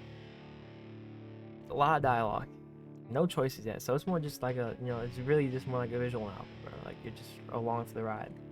Even now, I can see his hands are shaking. This conversation must be taking a lot of him. Makes me feel more at ease by contrast. We can't both be nervous wrecks. That'd be good, no good at all. One of us has to take charge. I'm not sure. I don't know if we were all that close back in high school, but I never hated you. I guess I wouldn't mind being your friend. But it's been 8 years since then, and I'd be surprised if you still care about my opinion all that much, although. The voice trails off. It's a pause, a moment where I uncross and recross my legs, and then... Maybe I shouldn't be. I mean, this is just a hunch, but your newest song, Eternal Autumn. I thought it might have been a coincidence, but it seems a bit too specific. All the imagery, the school roof, and the setting sun and the falling leaves. That was about me, wasn't it? Akira blinks. If we were back in high school, I'm sure his eyes would look twice the size they do now. Magnified behind the lenses of the glasses he's now given up on. A faint blush spreads across his cheeks, but he doesn't jerk his head away. He inhales and says, "So you noticed?" It was hard not to. First time I heard it, I had this feeling, right here. I pressed my hand to my chest, like the song was made for me. It called out to me. I guess you could say, if that doesn't sound too cheesy. It probably is, thinking about it. But I guess I'm no cheesier than the guy who dedicated a song to one of his classmates he's not seen in 8 years. I smile wryly. My curious face turns even redder. I was sure that song was about me, about the time we spent on the roof, about whatever you might have wanted to tell me after the culture festival, and things didn't get a chance to say. Then with the song spoke about missed opportunities, fleeting moments, words left unsaid. I just knew what it was about. I was sure it was about me, but that made it really freaking awkward. You know, hearing it was when I was trying to get my Christmas shopping done. It was embarrassing, hearing this whole ass ballad dedicated to me. It's not like I could have told anybody the song was about me. Nobody would have believed me. I would sound like a crazy person. In fact, it made me feel like I was going crazy. Listening to that song all the time was driving me nuts. Nobody wants to be reminded of their embarrassing high school days all the time, you know? Why don't you think about this, how that song would make me feel, huh? I'm sorry. Maybe it was wrong of me writing that song about you without asking for your permission. It must have been awkward, like you said, listening to it all the time. But I didn't think it would become so popular. I mean, it's so different from Obscure's other songs. Toe was pretty dismissive of it when I showed him. He said it was so sentimental it would never sell, but Mr. Turamasa thought it might make a nice change of pace. He said it would be good to experiment. That's all it was meant to be, an experiment. It wasn't even released as a single, just some throwaway filler track on Polychromia. At least that's what it was supposed to be, but then it was picked up and became a big deal, and it started worrying that you'd hear it. Maybe part of me wanted you to hear it, me hoping I'd connect the dots. Maybe. I was worried, I guess, that I'd not be able to tell you what I meant to say back then, that I'd lost my chance forever. I was afraid we'd never be able to talk to one another again, so I put all of my feelings in that song. I'm just trying to tell you the things I wish I could say, all the things I was too cowardly to say. I want to thank you, and I want you to know that I wouldn't be here right now if it wasn't for you. Oh, what do you mean? See, like, this could either go two ways, bro. This could either go two ways, because before, you know, Haruto was having all those thoughts, like, it's like, those egotistical thoughts, like, would Akira even be as big as he was if I didn't tell him to continue with his guitar, and, you know, that he was so good. So Haruki either take this, you know, in a very, egotistical way, like, this could make him really, really evil, or he could take it in the good way, and, you know, just like proud and make things better between us. But how pessimistic and, you know, kind of like his thought, his mindset, I don't know, bro. He's kind of a dickhead the way he thinks. Well, it's a bit embarrassing. I want to tell you this for a while, actually, but you're the one who encouraged me to keep going, Haruto. You had faith in me, and I really did appreciate it. Oh man, now I'm blushing too. Like, you're saying a lot of sappy stuff, so of course I'm gonna be confused. I don't get this at all. I'm glad you appreciate me, but where's all this coming from, man? You said I encouraged you, but I don't remember doing anything like that. I just gave you a few pointers every once in a while, that's all. Most of the time, when Akira rambled to me about his manifold anxieties, I didn't properly listen. I don't think I was the good, self-sacrificing friend he seems to think I was. Maybe he's looking at this through rose-tinted glasses. I feel pretty skeptical, but you did more than just that. You shouldn't put yourself down. Isn't that what you always told me? I've always been a bit of a perfectionist, I suppose you could say. And yeah, I suppose you could say that word just about sums this guy up to a T. And I found it hard to be truly happy with any of my accomplishments, or even to regard them as accomplishments at all. I don't want to dig too deep into it. I don't think that would be fair to you, but I suppose part of that is because of my mother. Not that she was ever unreasonable. Never had a lot of lofty expectations of me, like other mothers might. She just wanted me to succeed, I guess. She wanted me to be happy, but I always felt like I should be working harder. I didn't want to let her down. I kept pushing myself, whether it was with my exams or with my guitar. I got so wrapped up in improving. I think I forgot why I picked up the guitar in the first place. In the end, it became another obligation. I was so determined to improve, it started to stress me out. I kept worrying that I wasn't good enough, that my playing would never amount to anything, that I was just wasting my time. But you told me not to worry so much. I feel like that's another thing. Even with like the pessimistic, failure like mindset, bro. Sometimes like you just need someone to pick you up. You know, you need someone to support you. You know, like keep you going. Like sometimes it's just not enough, bro. Like, like I know I know I may be speaking harshly of Haruto, but I know exactly how he feels. Like with my baseball team, I myself, I have lots of anxiety. I have lots of anxiety. Like being on a team makes me nervous. Being around them like makes me nervous. Like I'm always scared to fail, or like someone doesn't like me, or if they're talking bad behind my back. It's always the worst thing. It's like your team relies on you so much. And like as a pitcher, like it's like you miss a fly ball. Like you fuck up a throw, like you strike out, and it's just builds and builds and keeps building. And I never really had anyone on like I never yeah, I really never had anyone on my team like that who just, like is there with me and just supports me. Like I always try to be supportive, like talk to everyone, like pats on back, like tell them they're doing awesome, tell them they're doing great. And like I'll get like my glaze, like my once and like my compliment in a while. I'm not like they don't hate me. I'm not saying they hate me, but like sometimes like I just do shitty on the mound, and like I just go like slump in the dugout, and it's just like everyone's just doing their own thing, like just trying to forget about it. No one is just trying to pick me back up. So I definitely feel where Haruto's coming from. Like I guess he never had that somebody to just keep him going with his drums. Like his parents, they were happy that he was quitting. Like he never had anybody, just pick him up. And now we're getting more into it. So I'm very open minded. I'm not just hating on Haruto. He does have a very, very pessimistic mindset. But he told me not to worry so much. He told me that I was more than good enough, even if I didn't realize it myself at the time. And you were always really supportive too. I still remember when you took me to the roof that one time. You could listen to me perform. It felt like you really cared about me. I know this happened a long time ago, but it really did touch me. And though it's a bit late to bring this up, it's about 8 years too late, yeah. It did make me happy. You encouraged me whether you know it or not. I thought you were inspiring.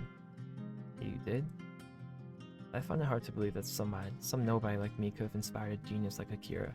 My interest in music was always half-hearted at best, but I don't think Akira's fucking with me. He sounds very earnest, and he looks earnest too. Nods his head. You did, yes. I remember wishing back when we were still in school that I could be a little more like you. That I could simply not care as much about what other people thought. I thought it was kind of cool actually, how you seem to do whatever you want. Don't let other people's opinions get you down. I thought you were really amazing. I felt like there was a lot I had to learn. Not about the guitar necessarily, but about playing for an audience and how to become more confident. I was quite happy, actually, when you gave me that advice. It was reassuring, and I remember thinking in that moment, I guess I really do like him. I guess that feeling never quite went away. Oh. I blink, a blush spreading across my cheeks. Akira's confession is soft and understated, just like him. So much so I'm not even sure initially if it deserves to be called a confession or not. It's pretty ambiguous, just like a lot of obscure songs. The lyrics tend to be dense and convoluted, convoluted, all full of similes, and so it's hard to tell what a lot of the songs are even about. I've seen a lot of debate online about the precise meaning of Eternal Autumn. That's one of the more clear-cut songs. It's clearly a love song. Or maybe it's more accurate to say it's a song about love, which could have happened. If only the singer had been a little bolder. Akira and I hadn't been afraid of hurting each other, being hurt back then. Maybe our relationship wouldn't have stagnated. Maybe we wouldn't have drifted apart. Maybe.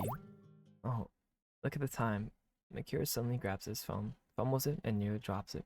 How smooth. Give me your number. Ask for my number. It's getting so late. We'll miss your last train if we stay here dilly-dallying. I'm so sorry, Hiruo. I hope I've not kept you for too long. What?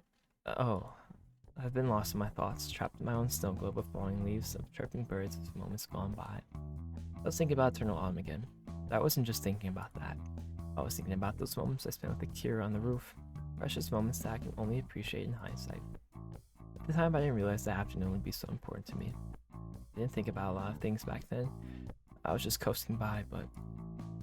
Oh, it's fine. The station's not too far from here, and the last train doesn't leave for another 10 minutes, so I should be able to make it if I dash. Are you sure? You want me to call you a taxi? Nah, I'm good. I can manage it. First though, we've gotta pay. I fumbled around my pocket searching for my wallet, but it's alright. You don't need to worry about the bill, it's all been taken care of. It has? What does he mean? Doesn't that sound kind of ominous? Maybe I'm being a dork, but it's making me think of Hitman movies. Yes, I asked the bartender to put on my tab earlier when you went to the bathroom. I can handle it all, so... Fucking hell, Akira. Why'd you gotta do that, huh? Do what? Pay for me. Makes it seem like we're out on some kind of date. You're making me act all like the woman here. Okay, so... You know, this like... Tsundere, like, I hate this trope. Like, I hate this trope. I hate this dynamic, bro. Like the more of the more bold, supposedly tough, like, guy who like hates acting feminine, but it's, you know, it's like when behind closed doors, the bottom to the big, shy, pretty boy who's all anxious. Like, I hate it, bro. Like, I hate it. Like, you're a grown man who like, you're a grown man who admits, like, you're a grown man who knows he's gay, but I don't know, maybe it's just a joke. I'm not thinking too much into it, because he's always been like this, bro. He's always been like this, like, crying is for sissies. Like, shut that shit up, bro. You're a grown man who's gay, who knows he's gay, which I'm not saying means you have to be inherently feminine, but you're how should I word this? Basically, you're a grown man who knows he's gay, okay? Who knows he's gay. Okay, whatever. You get, okay. I don't know how to word it correctly, but I don't mean it in the bad way, okay? I'm just saying, like, you're a grown man and you're over here acting like that. Like, shut the fuck up, bro. I hate that shit. It's embarrassing. Like, shut the fuck up, bro. I hate that shit, bro. What? Oh, no, I never meant to imply. It wasn't supposed to be a date. I didn't even know that you would be here. It was a coincidence that we ran into one another, but since you're kind enough to humor me, I thought I might as well pay for your half the bill. I'm sure I kept you with all this reminiscing of the past. It feels like the least I could do, and it really was no trouble, I promise. Of course it's no trouble for you. You're rich and famous. Buying a few drinks ain't gonna bankrupt you. And why do you mind so much? You're supposed to be the little feminine, bottom anxious boy. I'm supposed to be the tough Chad. It's the principal of it, you daft bastard. You used to ask me if it was alright. Should I have? See, look it. Nice. Shut the fuck up, bro. You're so lame. Like, bro, he's 25, by the way. He's 25. Emasculating, you know? Having somebody foot the bill for you. Like, bro, this is the same dude who is debating wearing a skirt coming to concert, by the way. Talking about someone paying for a bill is emasculating. Get the fuck out of here. You're pissing me off. I really, actually, like, I know it wasn't like, I really don't like Haruto. I'm not gonna lie. I really don't like him. You're like a sugar baby. But I guess he's kind of realistic, you know? I guess he's low-key realistic. Like, societal norms and how men are raised to be, especially in a place like Japan. Like, I think, yeah, I'm pretty sure in Japan, like, even though all the BL content comes from them, Japan is such a homophobic place. It's such a homophobic place. Like, it's so homophobic. Like, so I really, like, at least it's realistic. Like with the way men are grown up in society and taught, like, it really just opens your eyes to how hated gay people are. Like it's insane. Like I'll go on TikTok comments, like the Black Boy Max situation with him being a diva and everything. Like I see people in the comments, like dude made a video on it, and just point out, like just throwing out there, like shamelessly, like saying like I'm not gonna act like it's not fucking weird to be gay, like it's not normal. Like bro, like this is the world hates gay people. Like it's insane. The world really hates gay people. So I'm not gonna be too hard on Haruto because he's low-key realistic. Like he has human emotions. He's like he has very real emotions. You know what he thinks. I actually do like that. I enjoy that. What do you want me to do next? Light your cigarettes and shine your shoes? I don't smoke actually. It's a bad habit. It's kind of cute. He's such a goody-goody. By being the frontman of Obscure, all those piercings make him seem like a real bad boy. Akira is still a total dork. And I would never ask you to shine my shoes. I'm not expecting anything in return. I'm just trying to be nice. Yeah, but they all say. But then again, Haru could just be teasing him. I don't know. But with him, I don't think so. With what we know, I don't think so. It's something you need to learn in this world, though, Akira. No such thing as a free lunch or free drinks. Shut up, bro. Like you're so gloomy, bro. Somebody does something nice for you usually means they want something in return. And even if they don't, it puts the other person at a disadvantage. Now I owe you. Can't you see how awkward this is? Is this your grand scheme of getting his number? Now you have to give me your number, and now I have to treat you to dinner. And now then you're gonna owe me, and then you're gonna have to treat me to dinner. Oh my goodness. I suppose I see your logic, but I really hadn't thought of it like that. I really did just want to do something nice for you. You've been very good to me, listening to me babble, so I thought I might as well repay you before we go our separate ways. I would hate to leave our meeting on a sour note, so... Oh my, okay, so maybe Haruto is just drunkenly, like, playing him. You're just gonna dish me, are you? Talk about cold. No, I didn't mean to do that either, I just thought...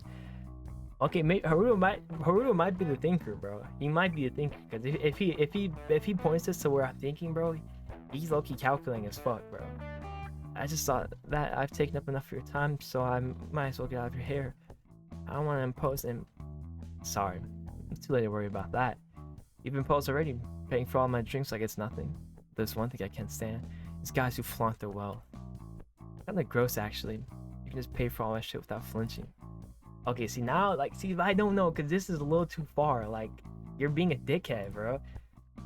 I'm sorry. So you need to make it up to me. Okay, now you pulled it back. Good job, Haruto. Let's see where the shot goes. Right now, this is like a half-court shot. It's like a half-court shot. Can you bring it into three? Can you bring it into three? Yeah, see. My God, Haruto, you're the thinker, bro. So all this, you're not gonna cut things short here, are you? I'm still pretty young and we're not teenagers anymore. We can hang out a little longer than this. What do you say? Oh my God, that's green as fuck. Haruto, that's green as fuck. Okay, but like, bro. Okay, see, I like this. Okay, so Haruto switched up. And you could say it's because of the alcohol. I think it's a mix of the alcohol and him finally realizing that he wants this, bro. Like, he wants that dude. Like, he wants Akira, bro. He's being a little truthful to himself. We're seeing a little bit of development here. Can you guys see it? Can you see it?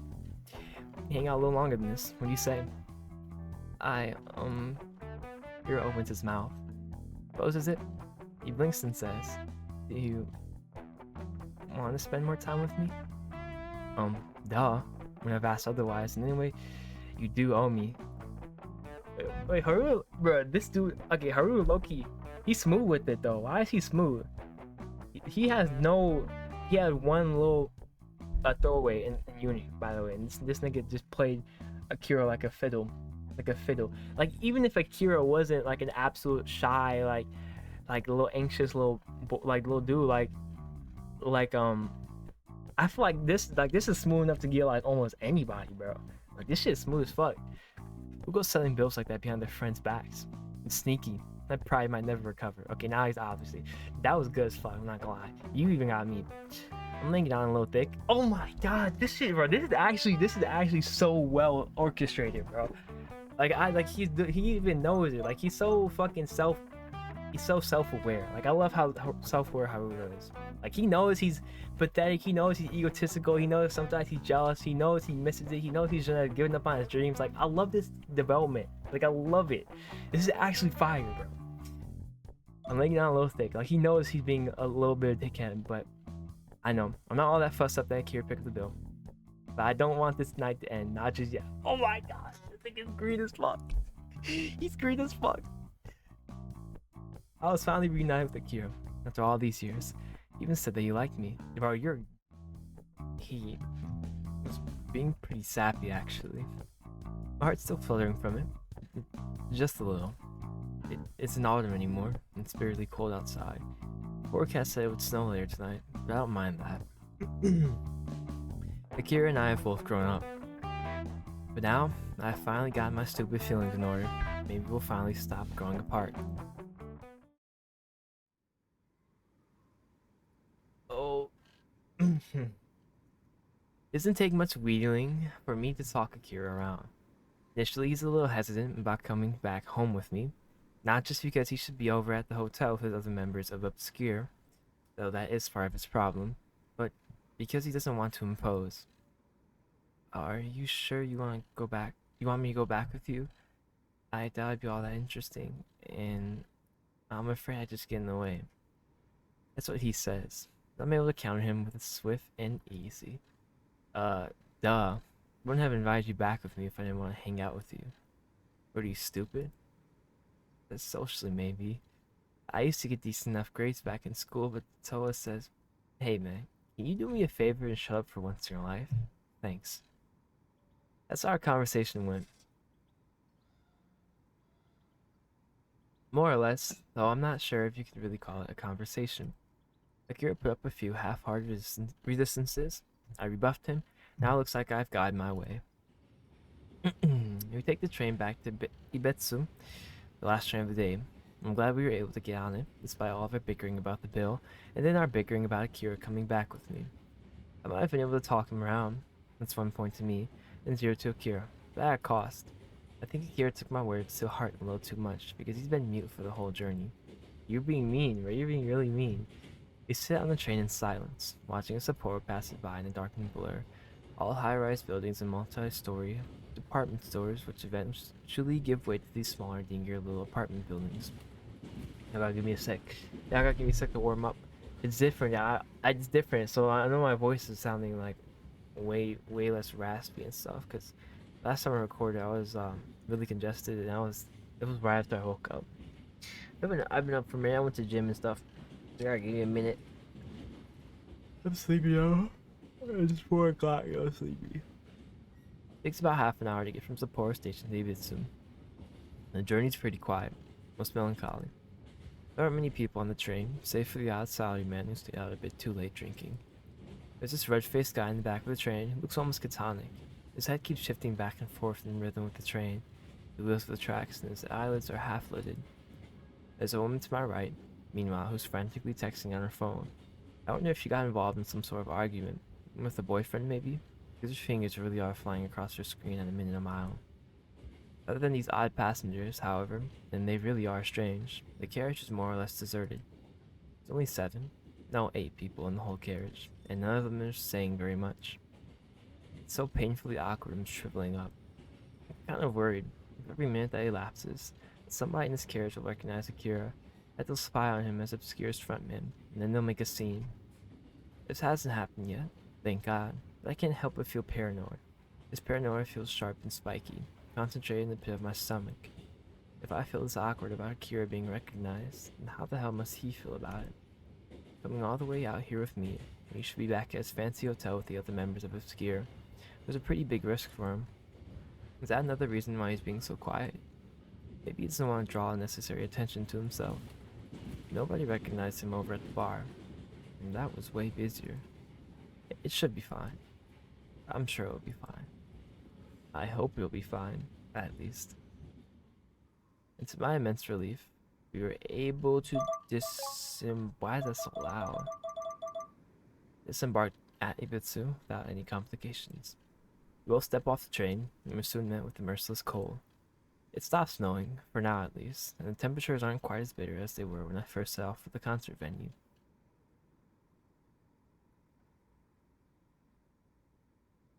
I guess it could be because of the wind, but it's like late at night, so I don't know. I don't know how I don't know how weather works. It's pretty darn chilly. Stop doing that. Though, so much so my breath escapes my mouth in small puffs of air. I might be wearing gloves, but my fingers are still tingling. But I'm feeling the cold as keenly. And how the hell's Akira faring? He doesn't even have a coat, not like me. He's still wearing that leather jacket, which doesn't look all that snug, and his trousers have a bunch of holes in them. I'm worried that he's freezing, only he's too polite to say anything. And poor guy. My house is a good 10-minute walk away from the station, but we should be able to get there quicker if we hurry. I'm about to suggest that we leg it through the streets. Akira might be a scrawny thing, but he always did surprisingly well in PE back in school. But... Hey, Haruto? Akira suddenly addresses me, standing beneath the fluorescent orange glow of a flickering street lamp. This is the first time he's spoken to me since we stopped on the train, and stops me dead in my tracks. I was hoping to get home ASAP. It's cold as balls out here, but I guess I'll have to hear him out. I sniffle, trying not to make it too embarrassingly obvious that my nose is getting stuffed up from being outside for so long, and ask him what's up. I was just wondering, do you live near here? Goodbye. I'm moving here. I'm moving. Yeah, my apartment's about 10 minutes away. Do you want to head back? That was the plan, at least. I don't much want to wander around these streets in the dark. Not when it's gone midnight, but we could, if you want to get a hotel.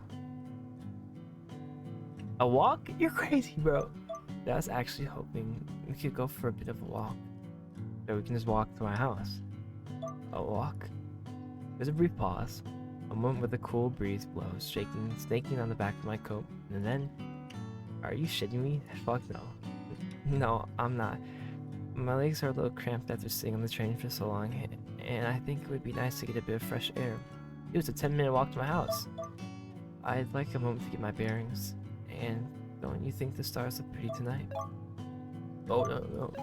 He tacks this onto the end of a statement, his voice a little too hopeful. Once again, he reminds me of a puppy. What the hell does he mean, the stars? Like the same as always. As far as excuses to go wandering around that stupid o'clock at night go, it's a pretty weak one. Oh, sorry. I don't get why he's so determined to stay outdoors. He isn't really a dog, is he? Don't tell me he needs to get his walkies in. But... You're being serious. Yes, I'm serious. I just thought it would be nice. If you don't mind, that is.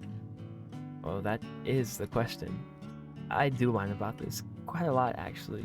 But... Fine. If you want to freeze to death, you're more than welcome.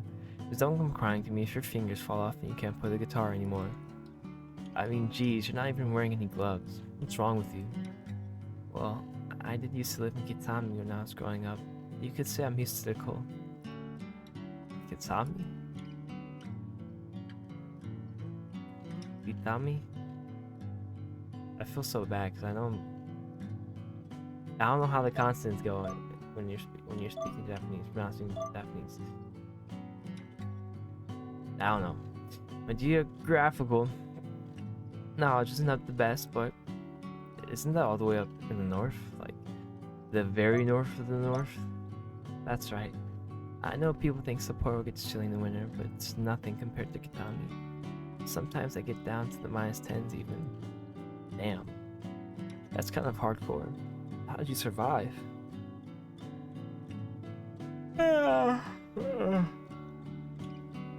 I spent a lot of time in the Kotatsu, mostly. After living in Kitami for so long, Sapporo seems kind of mild. I have never really had an issue with the weather here. But it looks like you do. Well, yeah, as far as I'm concerned, anything less than 10 degrees is way too freaking cold. But I guess it didn't bank on you being cold-blooded. Dude, I hate the cold, bro. Where I live, it gets pretty damn cold in the winter, bro. Like last year, it was like... It wasn't negative. It was like -10. It wasn't -10s. It was really fucking cold. And the worst part about the cold is the wind chill, bro. That is the worst part. Dude, I never want to when you're standing out in the cold, bro. That's like, oh my god, I want to die, bro. Like that's the worst thing ever. Like, I always say I hate the heat of summer, but bro, the heat of summer is exhausting. The cold of winter is painful, bro. I'll never get over cold. I have my heater running right now. I never know if y'all can hear it, but I always have it running. It's 24/7. I can't, if I lift up, it'll turn off. But are you sure you're not some kind of lizard person? I was a human the last time I checked. I don't have any scales either, if you're curious. You certain, bro? I'm quite sure. Why do you ask? You don't want to check, do you? Now there's an idea. I imagine sliding Akira's shirt up over his belly. You look at that smooth stomach that girls across Japan all seem to go crazy for, but maybe later. Didn't you want to go for a walk? Just a little one. I want to clear my head. Is there a park near here? Yeah, there is. It's in the same direction of my apartment too. Kind of small. Not like there will be any people around here at this hour. I'm gonna go out on a limb and say you prefer that. How did you know? Just a lucky guess. I know you've never really been one who likes a lot of socializing. It's kind of wild an awkward guy like you was able to become some sort of international sex symbol. I don't get it. Neither do I. And Kira says with a light laugh. We both set off.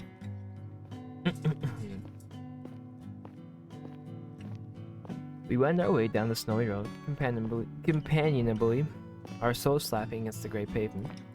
Akira glances at me, his dark hair fluttering in the breeze, and lightly says, I don't see my appeal either. I don't think I'm anything special, but my manager always tells me I need to fake it until I make it, and I guess it paid off in the end. I'll say, you definitely made it now, Akira. You're so huge. I'm surprised you still remember a little guy like me. Well, of course I remember you. You're the one who told me to believe in myself. And I've never forgotten that, you know? Well, flattered, I guess. But I'm surprised anything I said stuck with you. It's not like I gave you any great pearls of wisdom. I'm no Sun Tzu, you know? Do it. I was like reading that. What is that book called? I was reading that. It's on my freaking headboard. About the war generals and war methods and crap. That book is a doozy. Everything I said was just common sense. Anyone could have come out with that BS. Maybe they could have. That doesn't change the fact that nobody else did. You're the only one who seemed to take me seriously. Haruto, you and my mother, I suppose. I'd never been so gauche as to call you my first fan, of course. Well, good. If you did that, I'd have to kick you. But maybe you were my first supporter. I wonder. It's not like I supported Kira all that much, really. I wasn't that into the guy. Mostly I found his self-effacing attitude annoying. He always put himself down. But of course I told him to get over himself. I wasn't going to let this guy ruin his own future prospects because of his own stupid misplaced shyness. But I do have to wonder, as Akira and I walked through the streets, why it bothered me so much. Akira transferred into Minato High late, and I knew him for less than a year. We weren't good friends, not even sure if we were average friends, but the two of us continued to walk, snow crunching discordantly beneath our shoes. It still isn't snowing, but the stars look a little like icy flakes themselves. There are so many of them. I guess the stars are kind of pretty, but it's icy cold out here. It's a nice night to go for a walk, my ass. Maybe the weather would feel balmy if this were the Arctic Circle. I'm fucking freezing. The park, when we get to it, proves itself to be nothing special. It wouldn't look special even during the daytime. The grass is all scrubby, the trees naked thanks to the cold, but in the dark, it looks downright sinister. Ronnie! There's nothing here. It's like I anticipated, since it is Christmas Eve. I imagine most people will be out with their loved ones, or at home, trying to get warm. I love that. I love that. Ronnie! I love that so much. Red hot. The park is this empty, yawning mass of dirt and weather-blasted hedgerows, twisted trees. There's a playground a little further away. 2 swings and a slide, but the equipment's all rusted over. Looks like a scene from a horror movie. It's pretty freaking depressing, actually, and yet... Hey, Akira. For some reason, my heart's starting to flutter again.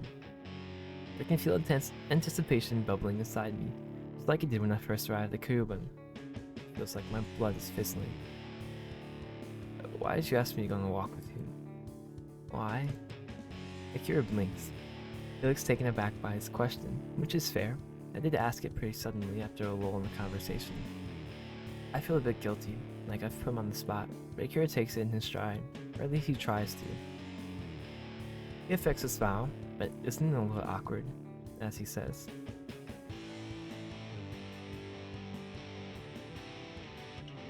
It's like I said, I wanted to stretch my legs, and I thought it would be a nice night. The stars are as boring as always. Stop lying to me. Not what you asked me on a walk, and we both know it. Confess. Well, I guess already did. I guess he kind of already did confess, but is that what he wanted to tell him? I don't remember. I don't think. I feel like that wasn't like as like monumental as I expected it to be. Why did you really want to come out here? Why is he so keen to seek me out when he saw my Twitter post? But he wanted to tell me after school. Exactly. Okay, we haven't gotten to that yet. After school culture festival. What words did he plan to say to me a whole week in advance? Maybe even more, which he was forced to swallow down.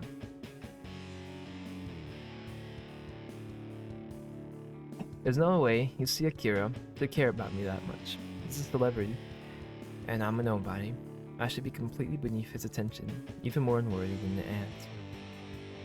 He isn't supposed to have feelings for me, but I think you probably know. You're done. Haruto, you're done, bro. He's come back for you, and now he's going to reap. Akira examines you from a distance, standing a few paces away, standing beneath the shade of a large oak tree, which still has most of its leaves. Blinks and blush. You're his little lamb now, bro. He looks a little uncertain. Yes, that's to be expected. I know I'm asking him something pretty heavy, and he knows I'm asking him something pretty heavy. But no matter how tense the atmosphere between us is, Akira doesn't back down. I thought that Eternal Autumn would have made it obvious enough. I've never been all that good at subtlety, but even though people say my lyrics are wryly, Akira smiles. Obscure. His songs might seem complicated, but the feelings beneath them are all pretty straightforward. Or at least that's what I think. I know I told you this already, but I don't know if my meaning carried across. Maybe I was being too vague, so I'll say it again. Haruto. Akira inhales, and then, I like you. Akira looks at me mutely. His eyes very dark, not all abashed, like he usually is. His expression is oddly zen-like a Buddha, as he waits for my reply. There's something intense about him, something decidedly Akira-like. But, no, I've seen this Akira before. This is the Akira I know from school, the one on stage. The one who was able to face down a crowd of 2,000 without flinching. Exactly. You're his lamb now. You're done, brother. Akira's producer, Mr. Teramusu, Musa, did tell him to fake it until he made it. Is that what he's doing now? No, brother. I guess it's a good thing that he was able to master his nerves. It's not fair. Why does he get to look so cool? If this was a romance movie, which it isn't, the park is so grim and desolate and looks more like a horror set. I'd be the blushing maiden. That's messed up, man. I open my mouth and close it, struggling to muster up some sort of reply. And you reply, you are the blushing maiden. There's a pause, and then, look at you, the blushing maiden. You really like me? It's pretty pathetic as far as replies go, but Akira doesn't mock me for it. He's not that cruel. He smiles softly and says, that's right. I liked you a lot back in school, when you were always helping me. I don't know if I ever did tell you this, but I always considered you my closest friend. This might sound somewhat pitiful, given we never did spend much time together outside of the club room. Bro, this soundtrack, this song is amazing, bro. I don't know what it reminds me of, bro. I want to say Life is Strange. I feel like it's not Dying Light. Maybe a bit of The Walking Dead, maybe. I don't know. The soundtrack is really good though. This is really good. I was always awkward, you know? It was hard for me to make friends, and I did move to Sapporo in my last year of high school. It was hard trying to fit in. I was never good at it. I was afraid I wouldn't be able to settle in or make any friends. Though it was a relief when I met you. You made everything a lot easier. You were nice to me, whether you realized it or not, even though you could be a bit harsh. But I got the feeling you were harsh for my own good, because you wanted to help me. I could tell that I probably annoyed you, but you still stuck by me. You always humored me. You were there for me. So it was probably inevitable that I would like you. I liked you a lot. Pierre's hand finds his chest, just above his heart. His fingers curl against the leather jacket, dark eyes half-lidded. There's a pause and I still like you, even after all this time. There was something I wanted to tell you, actually, or maybe it'd be more accurate to say there was something I wanted to ask you. I never got the chance to ask because you started to avoid me after our performance went so poorly, but Akira's voice trails off. He inhales, his dark eyes large and soulful, staring into my own, so I tremble. I think I've already made it obvious enough, but after the culture festival, I want to ask if you would like to go out with me. The last of Akira's bravado fails him. He laughs, sounding as uneasy as always, and mumbles. But that's a lot to hit a person with, isn't it? I know I'm not being fair. It's been 8 years since you last saw each other. Maybe you did like me back then, and maybe you didn't. I don't really know. But it's too late to hope for anything. It's too late to hope for anything to come from it. In fact, I think it'd be downright delusional if I expected a favorable answer. There's no way you could still like me if you ever liked me at all. I don't know if you saw me like that. And it's probably creepy that I felt this way about you for so long. It's not like we were ever even all that close. I just got this idea in my head, I guess, that I'd like to date you. I mean, since I always thought you were nicer than you acted, and I guess I stuck with it. I can get pretty set in my ways, as you can probably tell. I decided I liked you, and I wasn't able to shake these feelings. But I really don't want to be pushy about it. I'd feel awful if you were coerced into some manner of relationship because of my celebrity status, and the last thing I want is to manipulate you, so... Hey, loser. I cut Akira off mid-ramble, grabbing a fistful of his scarf in the process. The alcohol's... God, it can't still be talking. This gotta be Haruto. I need to all be Haruto. No more alcohol, okay? This is you. Akira shuts up, thank fuck. But he does make a funny squeaking sound, like an old dog toy. And I can't believe he's still socially awkward. You'd think he'd have his shit together, now, on account of him being a celeb, but apparently not. He might be one of Japan's more desirable men, but he has all the way with words of an awkward, acty-real teenager. Such a nerd, even now. You don't need to assume my feelings like that. It's just gonna cause a lot of problems. It's way easier to ask people how they think straight up. 9 times out of 10, you'll get a straightforward answer if you ask a straightforward question. Out. Let's do this again. Are you asking me out? Oh, Akira swallows. I see his Adam apple shift in his throat. See the way he blinks, his dark lashes fluttering. For a guy, he has stupidly long, pretty lashes. It really is no wonder he's so popular. There's a pause, a few moments of awkward silence, and then... Yeah, I guess I am. But I don't want to force you into accepting anything. Please don't feel obliged. If you don't return my feelings, it's alright. I won't be upset. Or rather, I will, but I won't be that upset. It's not worth you dwelling on, so... Akira doesn't get a chance to get the rest of his words out. However, because I decide to silence him, I lean in, as easy as anything, and I press my lips to his in a kiss. Take that, Akira. Akira might be some big shot whose face is on billboards all across the city. And sure, maybe half of my coworkers seem to have a crush on him, but get this.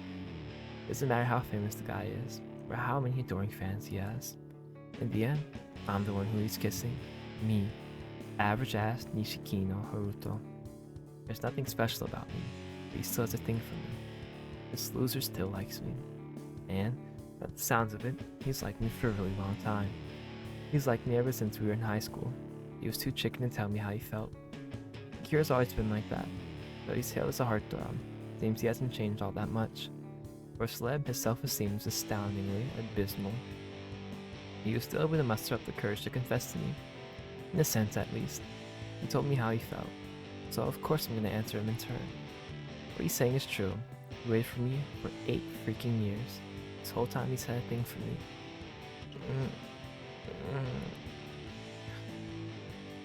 Naturally, I have to kiss him. How could I not? I'm not really the sappy sort, so I would not come out with it. Not in words, at least.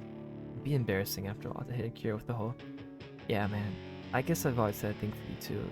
You were my gay awakening, don't you know? Only I was too awkward to tell you, and then we graduated and I never had the chance. Ain't that a bummer?" I'm not going to say that, but I hope if I keep kissing his stupid face, he'll get the message. I want him to know that I like him too. I like him so freaking much. So maybe that's why I get a little too into the kiss. I lean into the kiss, nipping my teeth against Akira's lower lip, but as it turns out, I lean in too far. Oh, they're going down. They're gonna make snow angels together. I feel a little floaty, probably because of all the booze I've drunk, and the roads around here are kind of uneven. Must have stepped on something. A pebble maybe, because all of a sudden my center of gravity shifts. I fall forward, my lips still locked against Akira's, and once you know it, he winds up falling over too. Akira might be taller than I am, but he's skinny as a rail. There's not much meat on his bones, and I guess he was already flustered because of that kiss. He mustn't have expected it. Well, good. I want to startle him, because he doesn't even try to steady himself. Maybe he can't. He falls, and I wind up falling with him. We both tip backwards. The wintry breeze, cold and unforgiving, against our cheeks, whipping through our hair. Ah, shit. And we both hit the ground in a tangle of limbs, an explosion of pain. Well, there's one silver lining to all this. At least we were both on the grass. Dude, I, I remember one time I was in the front yard, bro, practicing my front flips in the snow. And like I did like a front flip and I landed on my ass. Like on that like hard, like icy snow, bro. I was laying there for like 5 minutes just staring up at the sky, and a car drove by and they asked me, like, they rolled down their window and they're like, "Are you okay, dude?" And I was nodding and I was just laying there, bro. That hurt so bad. The ground is hard thanks to the cold temperatures, but it's not quite as hard as concrete would be. That's a relief. If nothing else, there's a bit of snow scattered around which breaks our fall. It could have been a lot worse, but it could have been better too. What if Akira bonked his head? What if he has a concussion? I don't know if he's scheduled to play somewhere else tomorrow. Isn't obscure in another one of the tours? How the hell am I going to explain this to the top brass? This got 6. Here we go again. 60. If Sykesy. Maybe it's that. Sykesy. If it turns out I've hurt him. Akira. Hey, Akira, you alright? I stared down at Akira, who was lying on the grass beneath me, his dark hair scattered on the dirt. He blinks up at me, his expression groggy, a little dazed, and then grab him down. This is fire, bro. This is so fire. This is so fire. Oh my gosh, Art's gorgeous. I think I'll be fine. I didn't hit my head all that hard, but... To my surprise, he begins to laugh. I thought that it hurt him. He caught the ground at a pretty awkward angle, and he fell with a loud thud. But maybe not. He seems to be alright. Unless he hit his head, that is, and it warped his personality. There's still a chance it might have done irreparable damage to him, but... You're so funny, Anto. I am? Yeah, I feel like our roles have been reversed. I'm usually the one who fusses, and you have to reassure me. It's not like you to come over so concerned, but it's kind of cute. Oh, I pout, a giggling Akira pinned beneath me. I can't say that I really get it. Was the kiss so good that he lost his senses? But you're ridiculous. I was worried about you too. I thought I'd really hurt you, you asshole. I poke Akira in the side, sliding my fingers underneath his jacket and beneath his ribs. And then... Hey, Haruto, what are you doing? No, stop. Okay, okay, I don't know if he's tickling him or... But... Yeah, I'm gonna slide, I'm gonna just, Yeah, I'm just gonna click past that one. Okay, we're just tickling, okay. Akira begins to laugh once more, pressed against the snow in the dirt. I tickle him, my fingers digging into his supine body without cease, so he splutters. I tickle him for a while, venting out all of my frustrations. 8 years worth of jealousy and bitterness and resentment. That little nagging voice in the back of my head which kept going, what if? Haruto, please. I give. Akira's voice snaps me out of my musings. He stares at me. His face is a little flushed, his hair more than a little rumpled, as he says, "Leave me alone, you monster. What sort of a jerk attacks a defenseless maiden in the dark?" Maiden? I snort at this, one eyebrow raised. What do you mean? There's something you're not telling me, dude. Well, you know how it is. A man has to have some secrets.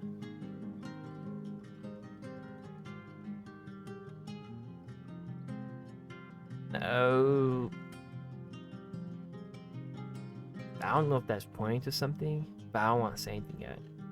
I'd invite you to find out if you really want, but not here, of course. It's a little open, even if there's nobody around. I'm not that daring. I scoff at this and give Akira another poke. He squeaks. I figured as much. For a guy who wears so much makeup and has so many piercings, I've always been such a goody-goody. Not been involved in a single scandal since you made it big. There's no way you get down and dirty in a park. For a celeb, you're kind of boring, no offense. I'm taken. I could be, a bad boy too, if you only give me the chance. Oh yeah. Yeah, I was just, biding my time. I mean, it's not like that I want to hook up with just anybody. This whole time you were waiting for your Prince Charming to sweep you off your feet. Something like that, I guess, but it sounds corny when you say it like that. Because it is. You're just proving my point. You really are goody-goody. You know what? What? I think that's all part of your appeal.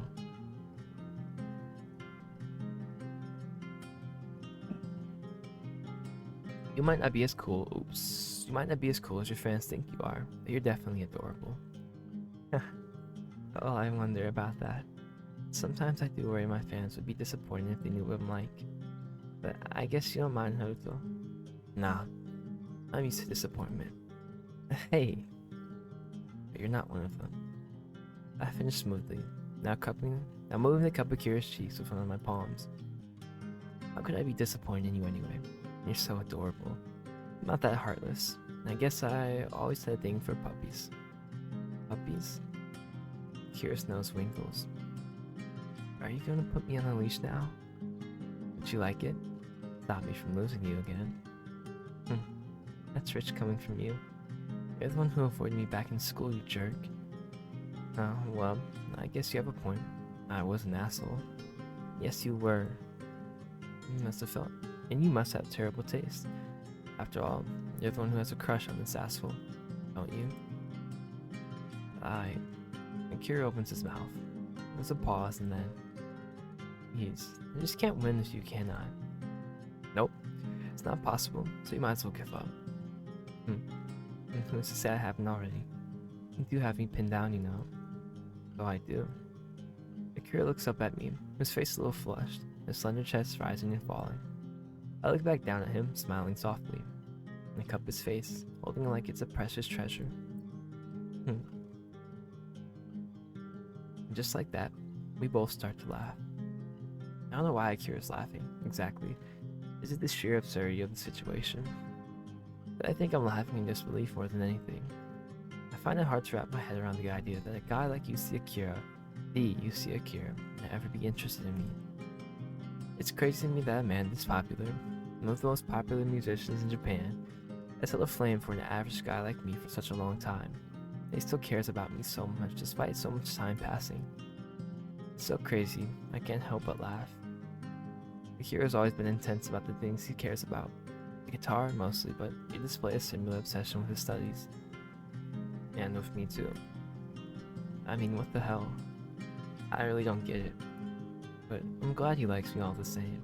We both laugh together, our voices mingling in the chill air. We lie there on the grass, Akira on his back, me straddling him. Akira smiles up at me, his face flushed. So our laughter eventually melts into the cold midnight air. I look at Akira for a few moments, spellbound, hardly able to believe my luck.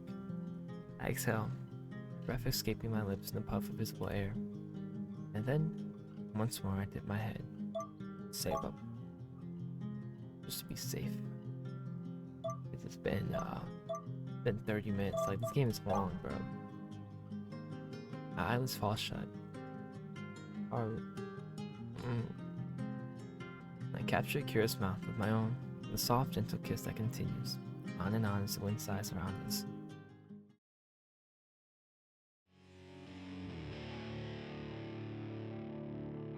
Well,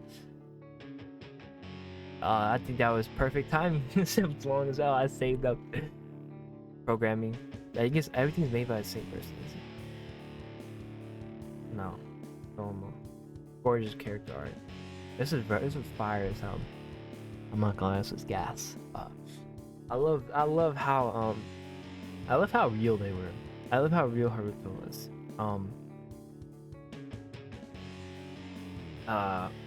Like, he was so human with how his emotions were. You know, like, he's an asshole, I'm not gonna lie. He's a dickhead, you know, he's an asshole. Like he said, like it was made very clear he was an asshole. He's harsh sometimes, but you know, he showed his jealousy, like his bitterness. You know, I feel like that was just like really human, and I like how he was true to himself at the end.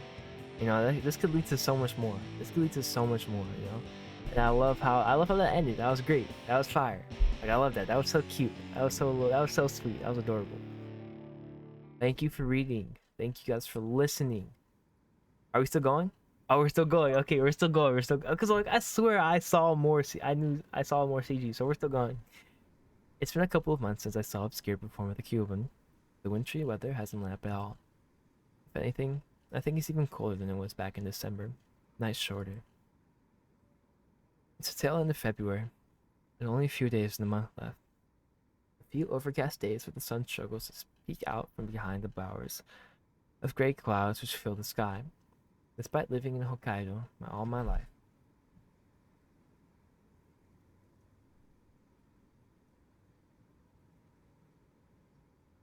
I've never been a fan of the winter.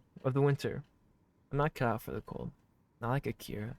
I feel it easily. So much so I always wind up shivering even when I'm curled up under my sheets. Exactly, bro. To be honest, I've always found the weeks following New Year's a miserable affair. With Christmas and New Year's in the past, there's nothing to look forward to in the dreary months that follow. January in particular, is a real letdown. There's nothing to do but work, work, work. But February is not much better. In fact, February might be even worse. Sure, it has Valentine's Day. But that's only ever served to remind me of what a loser loner I am. In February in Sapporo is fucking freezing. I'm sure it's colder in February than it is in December. It's definitely been snowier. In the pre-Akira days, I'd be spending my February nights all alone, trying to fend off the cold beneath my sheets. Man, I can't believe you fell asleep already. What are you, some sort of fairy tale princess? I thought you were joking when you called yourself a fair maiden, but I'm starting to wonder. But I'm not living in the pre-Akira days anymore. These are the post-Akira days, and perhaps more importantly, the post-Akira nights. He confessed to me in the park by my apartment, and we've been going steady since then. I didn't get to see Akira for most of January, despite our newfound relationship, because Obscure was still on tour. They have 5 more cities across Japan to help after the Sapporo show. Yokohama, Fukuoka, Sendai, Nagoya, Chiba. I tried my best, okay? Akira's busy schedule kept him fully booked until the end of January. Even then, he's been in high demand. The massive, unprecedented success of Eternal Autumn has ensured he's a regular on all sorts of TV shows. He's been doing a fair bit of modeling work recently. He's been so busy with all these contractual obligations, he's barely had the time to practice, much less think up of any new songs. At this rate, I'm afraid I'm going to be stuck playing Eternal Autumn for the next decade. You're groused to me one night. We went out for drinks. I'm proud of the song, but even I'm starting to get a little sick of it. There are other good songs in Polychromia too. I think Transparent Blue is my favorite, but nobody seems to want to talk about that. Huh. Well, now you know how the rest of us feel. Maybe this is the universe's way of punishing you, because you've been subjecting the rest of us to that song for months. If you're gonna make billions off this single song, you better suffer for it at least a little bit. I am suffering. Believe me. I'm afraid Toa hates me now because Eternal Autumn overshadowed everything else in the album so much. And fuck, everything else we've recorded. I could tell, at this point, that Kira was getting hammered. He hardly ever swears unless he has had a few pints, and even then he tends to be as mealy-mouthed as a choir boy. The other band members tell me not to worry. Mozaro said he's happy enjoying his time in the limelight, but I feel kind of guilty. It's like I've cursed my own bandmates. Maybe I'm being melodramatic, but Eternal Autumn really does feel like it'll be eternal at this rate. Heck, you know, I thought the exact same thing when I went out to buy Christmas gifts back in December. You did? I told you, didn't I? Song being blurred everywhere was enough to drive me nutty, but I guess some good did come out of it after all. I looked at Akira meaningfully, and he blushed in response. Abashed, he looked away, then said, "Yeah, I guess so." So, as we've probably gathered from the little snippet, the two of us are still going strong. I don't get to see Akira all that often. As it turns out, having a relationship with one of the most famous men in Japan is a little tricky to manage. He comes to visit me whenever he can. Akira himself lives in Tokyo, which is where I guess all these big celebs reside. He comes to visit me in my cruddy apartment whenever he's in the area. I feel a bit embarrassed, actually, about a big shot like Akira visiting little old me in my rundown apartment, but he's never been judgmental about it. He doesn't really comment on my apartment that much. Actually, he's never licked his nose down at me for my meager living arrangements. But he's also never, to his immense credit, gone. This place is really nice, Hoto. I can endure silent condemnation. Oh my goodness.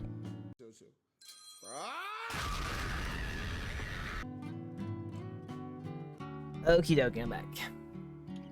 I can endure silent condemnation just fine. I mean, it's silent. A blatant lie like that would really get under my skin. I don't need to be reminded of the sheer gulf and sass between us. That one is so immediately apparent whenever I key Akira's name into Google. He's a huge celebrity.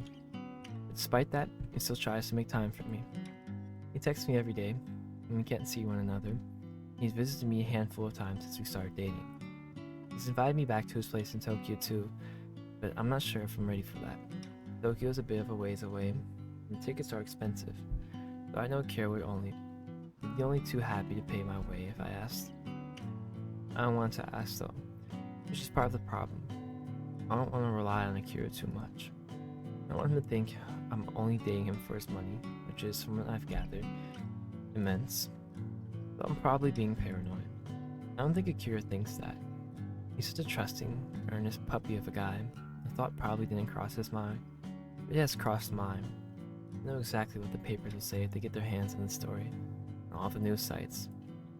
They'll make a big deal out of the heart thought you see Akira dating a guy, for one thing, and for another, I know they'll have a field day exposing my less than illustrious past. It's not like I've ever done anything noteworthy. I don't have a criminal record, at least, but it's my complete lack of note that we talked about. Why? Papers will post it.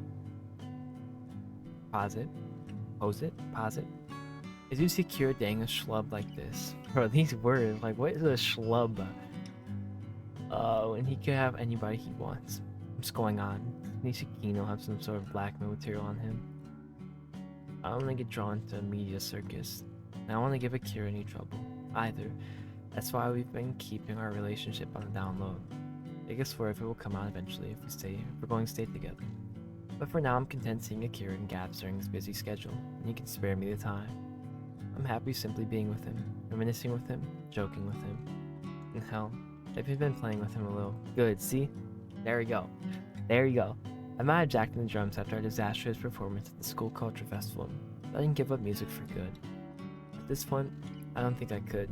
It's become a part of me, entrenched inside my very being. I wound up buying a keyboard when I moved into this apartment a few years back, so I could fiddle around with a few compositions whenever the mood struck. My keyboard hasn't seen a lot of use since I picked it up, but I've been playing it more since I started to date Akira. Being with him must have given me some motivation. It's almost starting to feel like he's my muse, in a sense.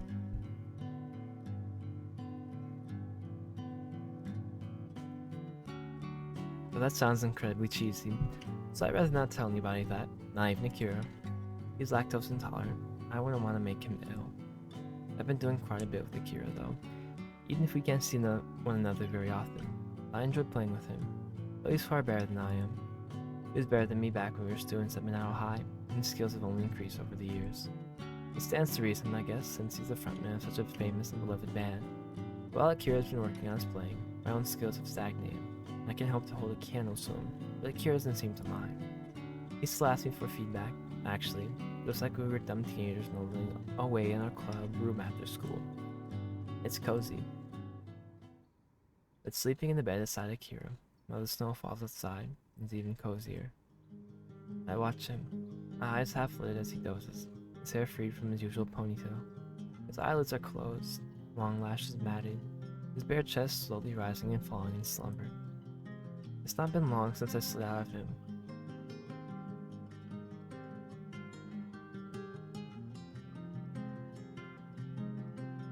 Okay, so it's confirmed Haruto tops. Or maybe they switch. That's a crazy line, bro. It's not been long since I slid out of him. Seems like all of his energy has escaped him. He's dead to the world. His eyes still lined with smoky black, his piercing still in. He's completely naked, save for the sheets and for that choker, I guess, which he always wears. It's pretty sexy actually. Seeing Akira like this, so vulnerable and exposed. But he looked even sexier 20 minutes ago. His legs spread, his face flushed as I brought our bodies together. I know I should probably nudge him awake, only so he can take out his piercings and maybe he should have a shower. He did work a bit of a sweat, but I can't bring myself to disturb him.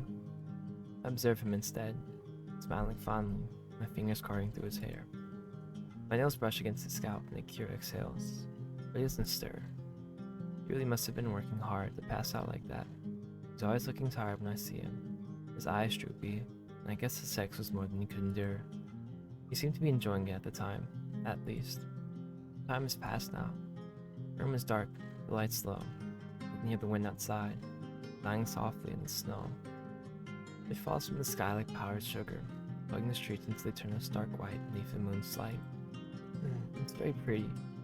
The Akira is prettier. It's kind of funny, actually.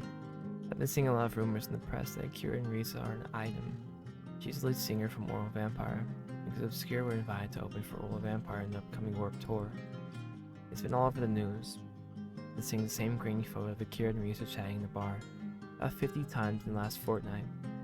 Must be a slow news cycle, I guess, for so much time to be dedicated to Akira's supposed relationship with the singer. But Akira was pretty derisive about the news when I told him about it. Apparently, Risa's a lesbian. She's been in a dedicated relationship with her high school sweetheart for the last 6 years. She's been keeping quiet about it because she doesn't want to subject her girlfriend to the media. But she's already spoken for all this Akira, my bad. I'd never dream of trying to make a move on her, and neither would any man who values what's between his legs, Akira said with a light laugh. I know the news has latched onto this story, but it's a little of hot air, really. They're just grasping at straws. You don't need to worry about Haruto. You know that you're the only person I love. He hit me with the L word too.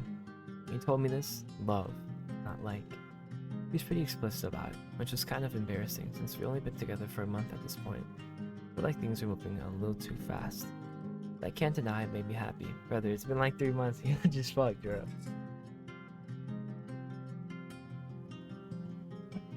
Seeing Kira like this, rumpled after sex, his dark hair curling around his pale face, makes me happy too.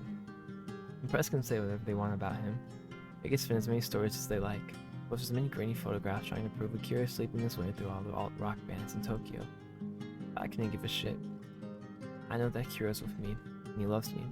He's been in love with me for 8 years. He's a hopeless romantic like that. And well, I don't know if I'm quite as sappy as he is, but I'm almost as bad. I must be, otherwise my heart wouldn't flutter so much every time I look at him. I sound like Kira as he lies there, curled on his side, and compelled by some greater force I lean in. My eyelids fall shut, and very softly I press my lips to his own in a gentle kiss. The end.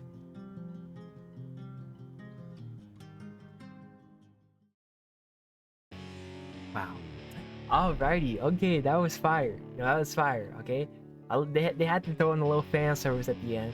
Okay, I can't blame them, bro. They had to throw in a little fan service.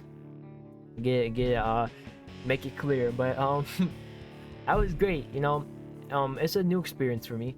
I play a lot of visual novels, but most of the visual novels I play are actually they're interactive, okay? They're interactive, alright? They're interactive.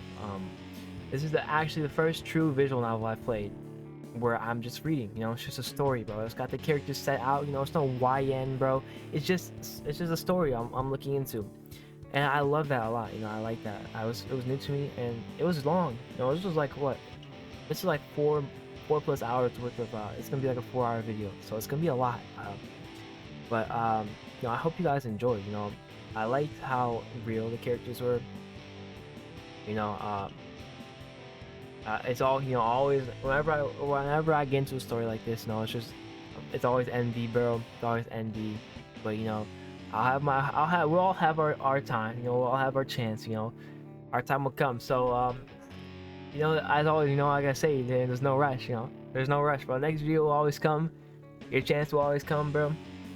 You just gotta be patient. But I hope you guys enjoyed. Amazing art, amazing soundtrack, so amazing story. I love it. And thank you for watching until the end. I hope you enjoyed thoroughly. I love you guys, and I'll catch you in the next one. Alright, bye bye. Mwah. Mwah.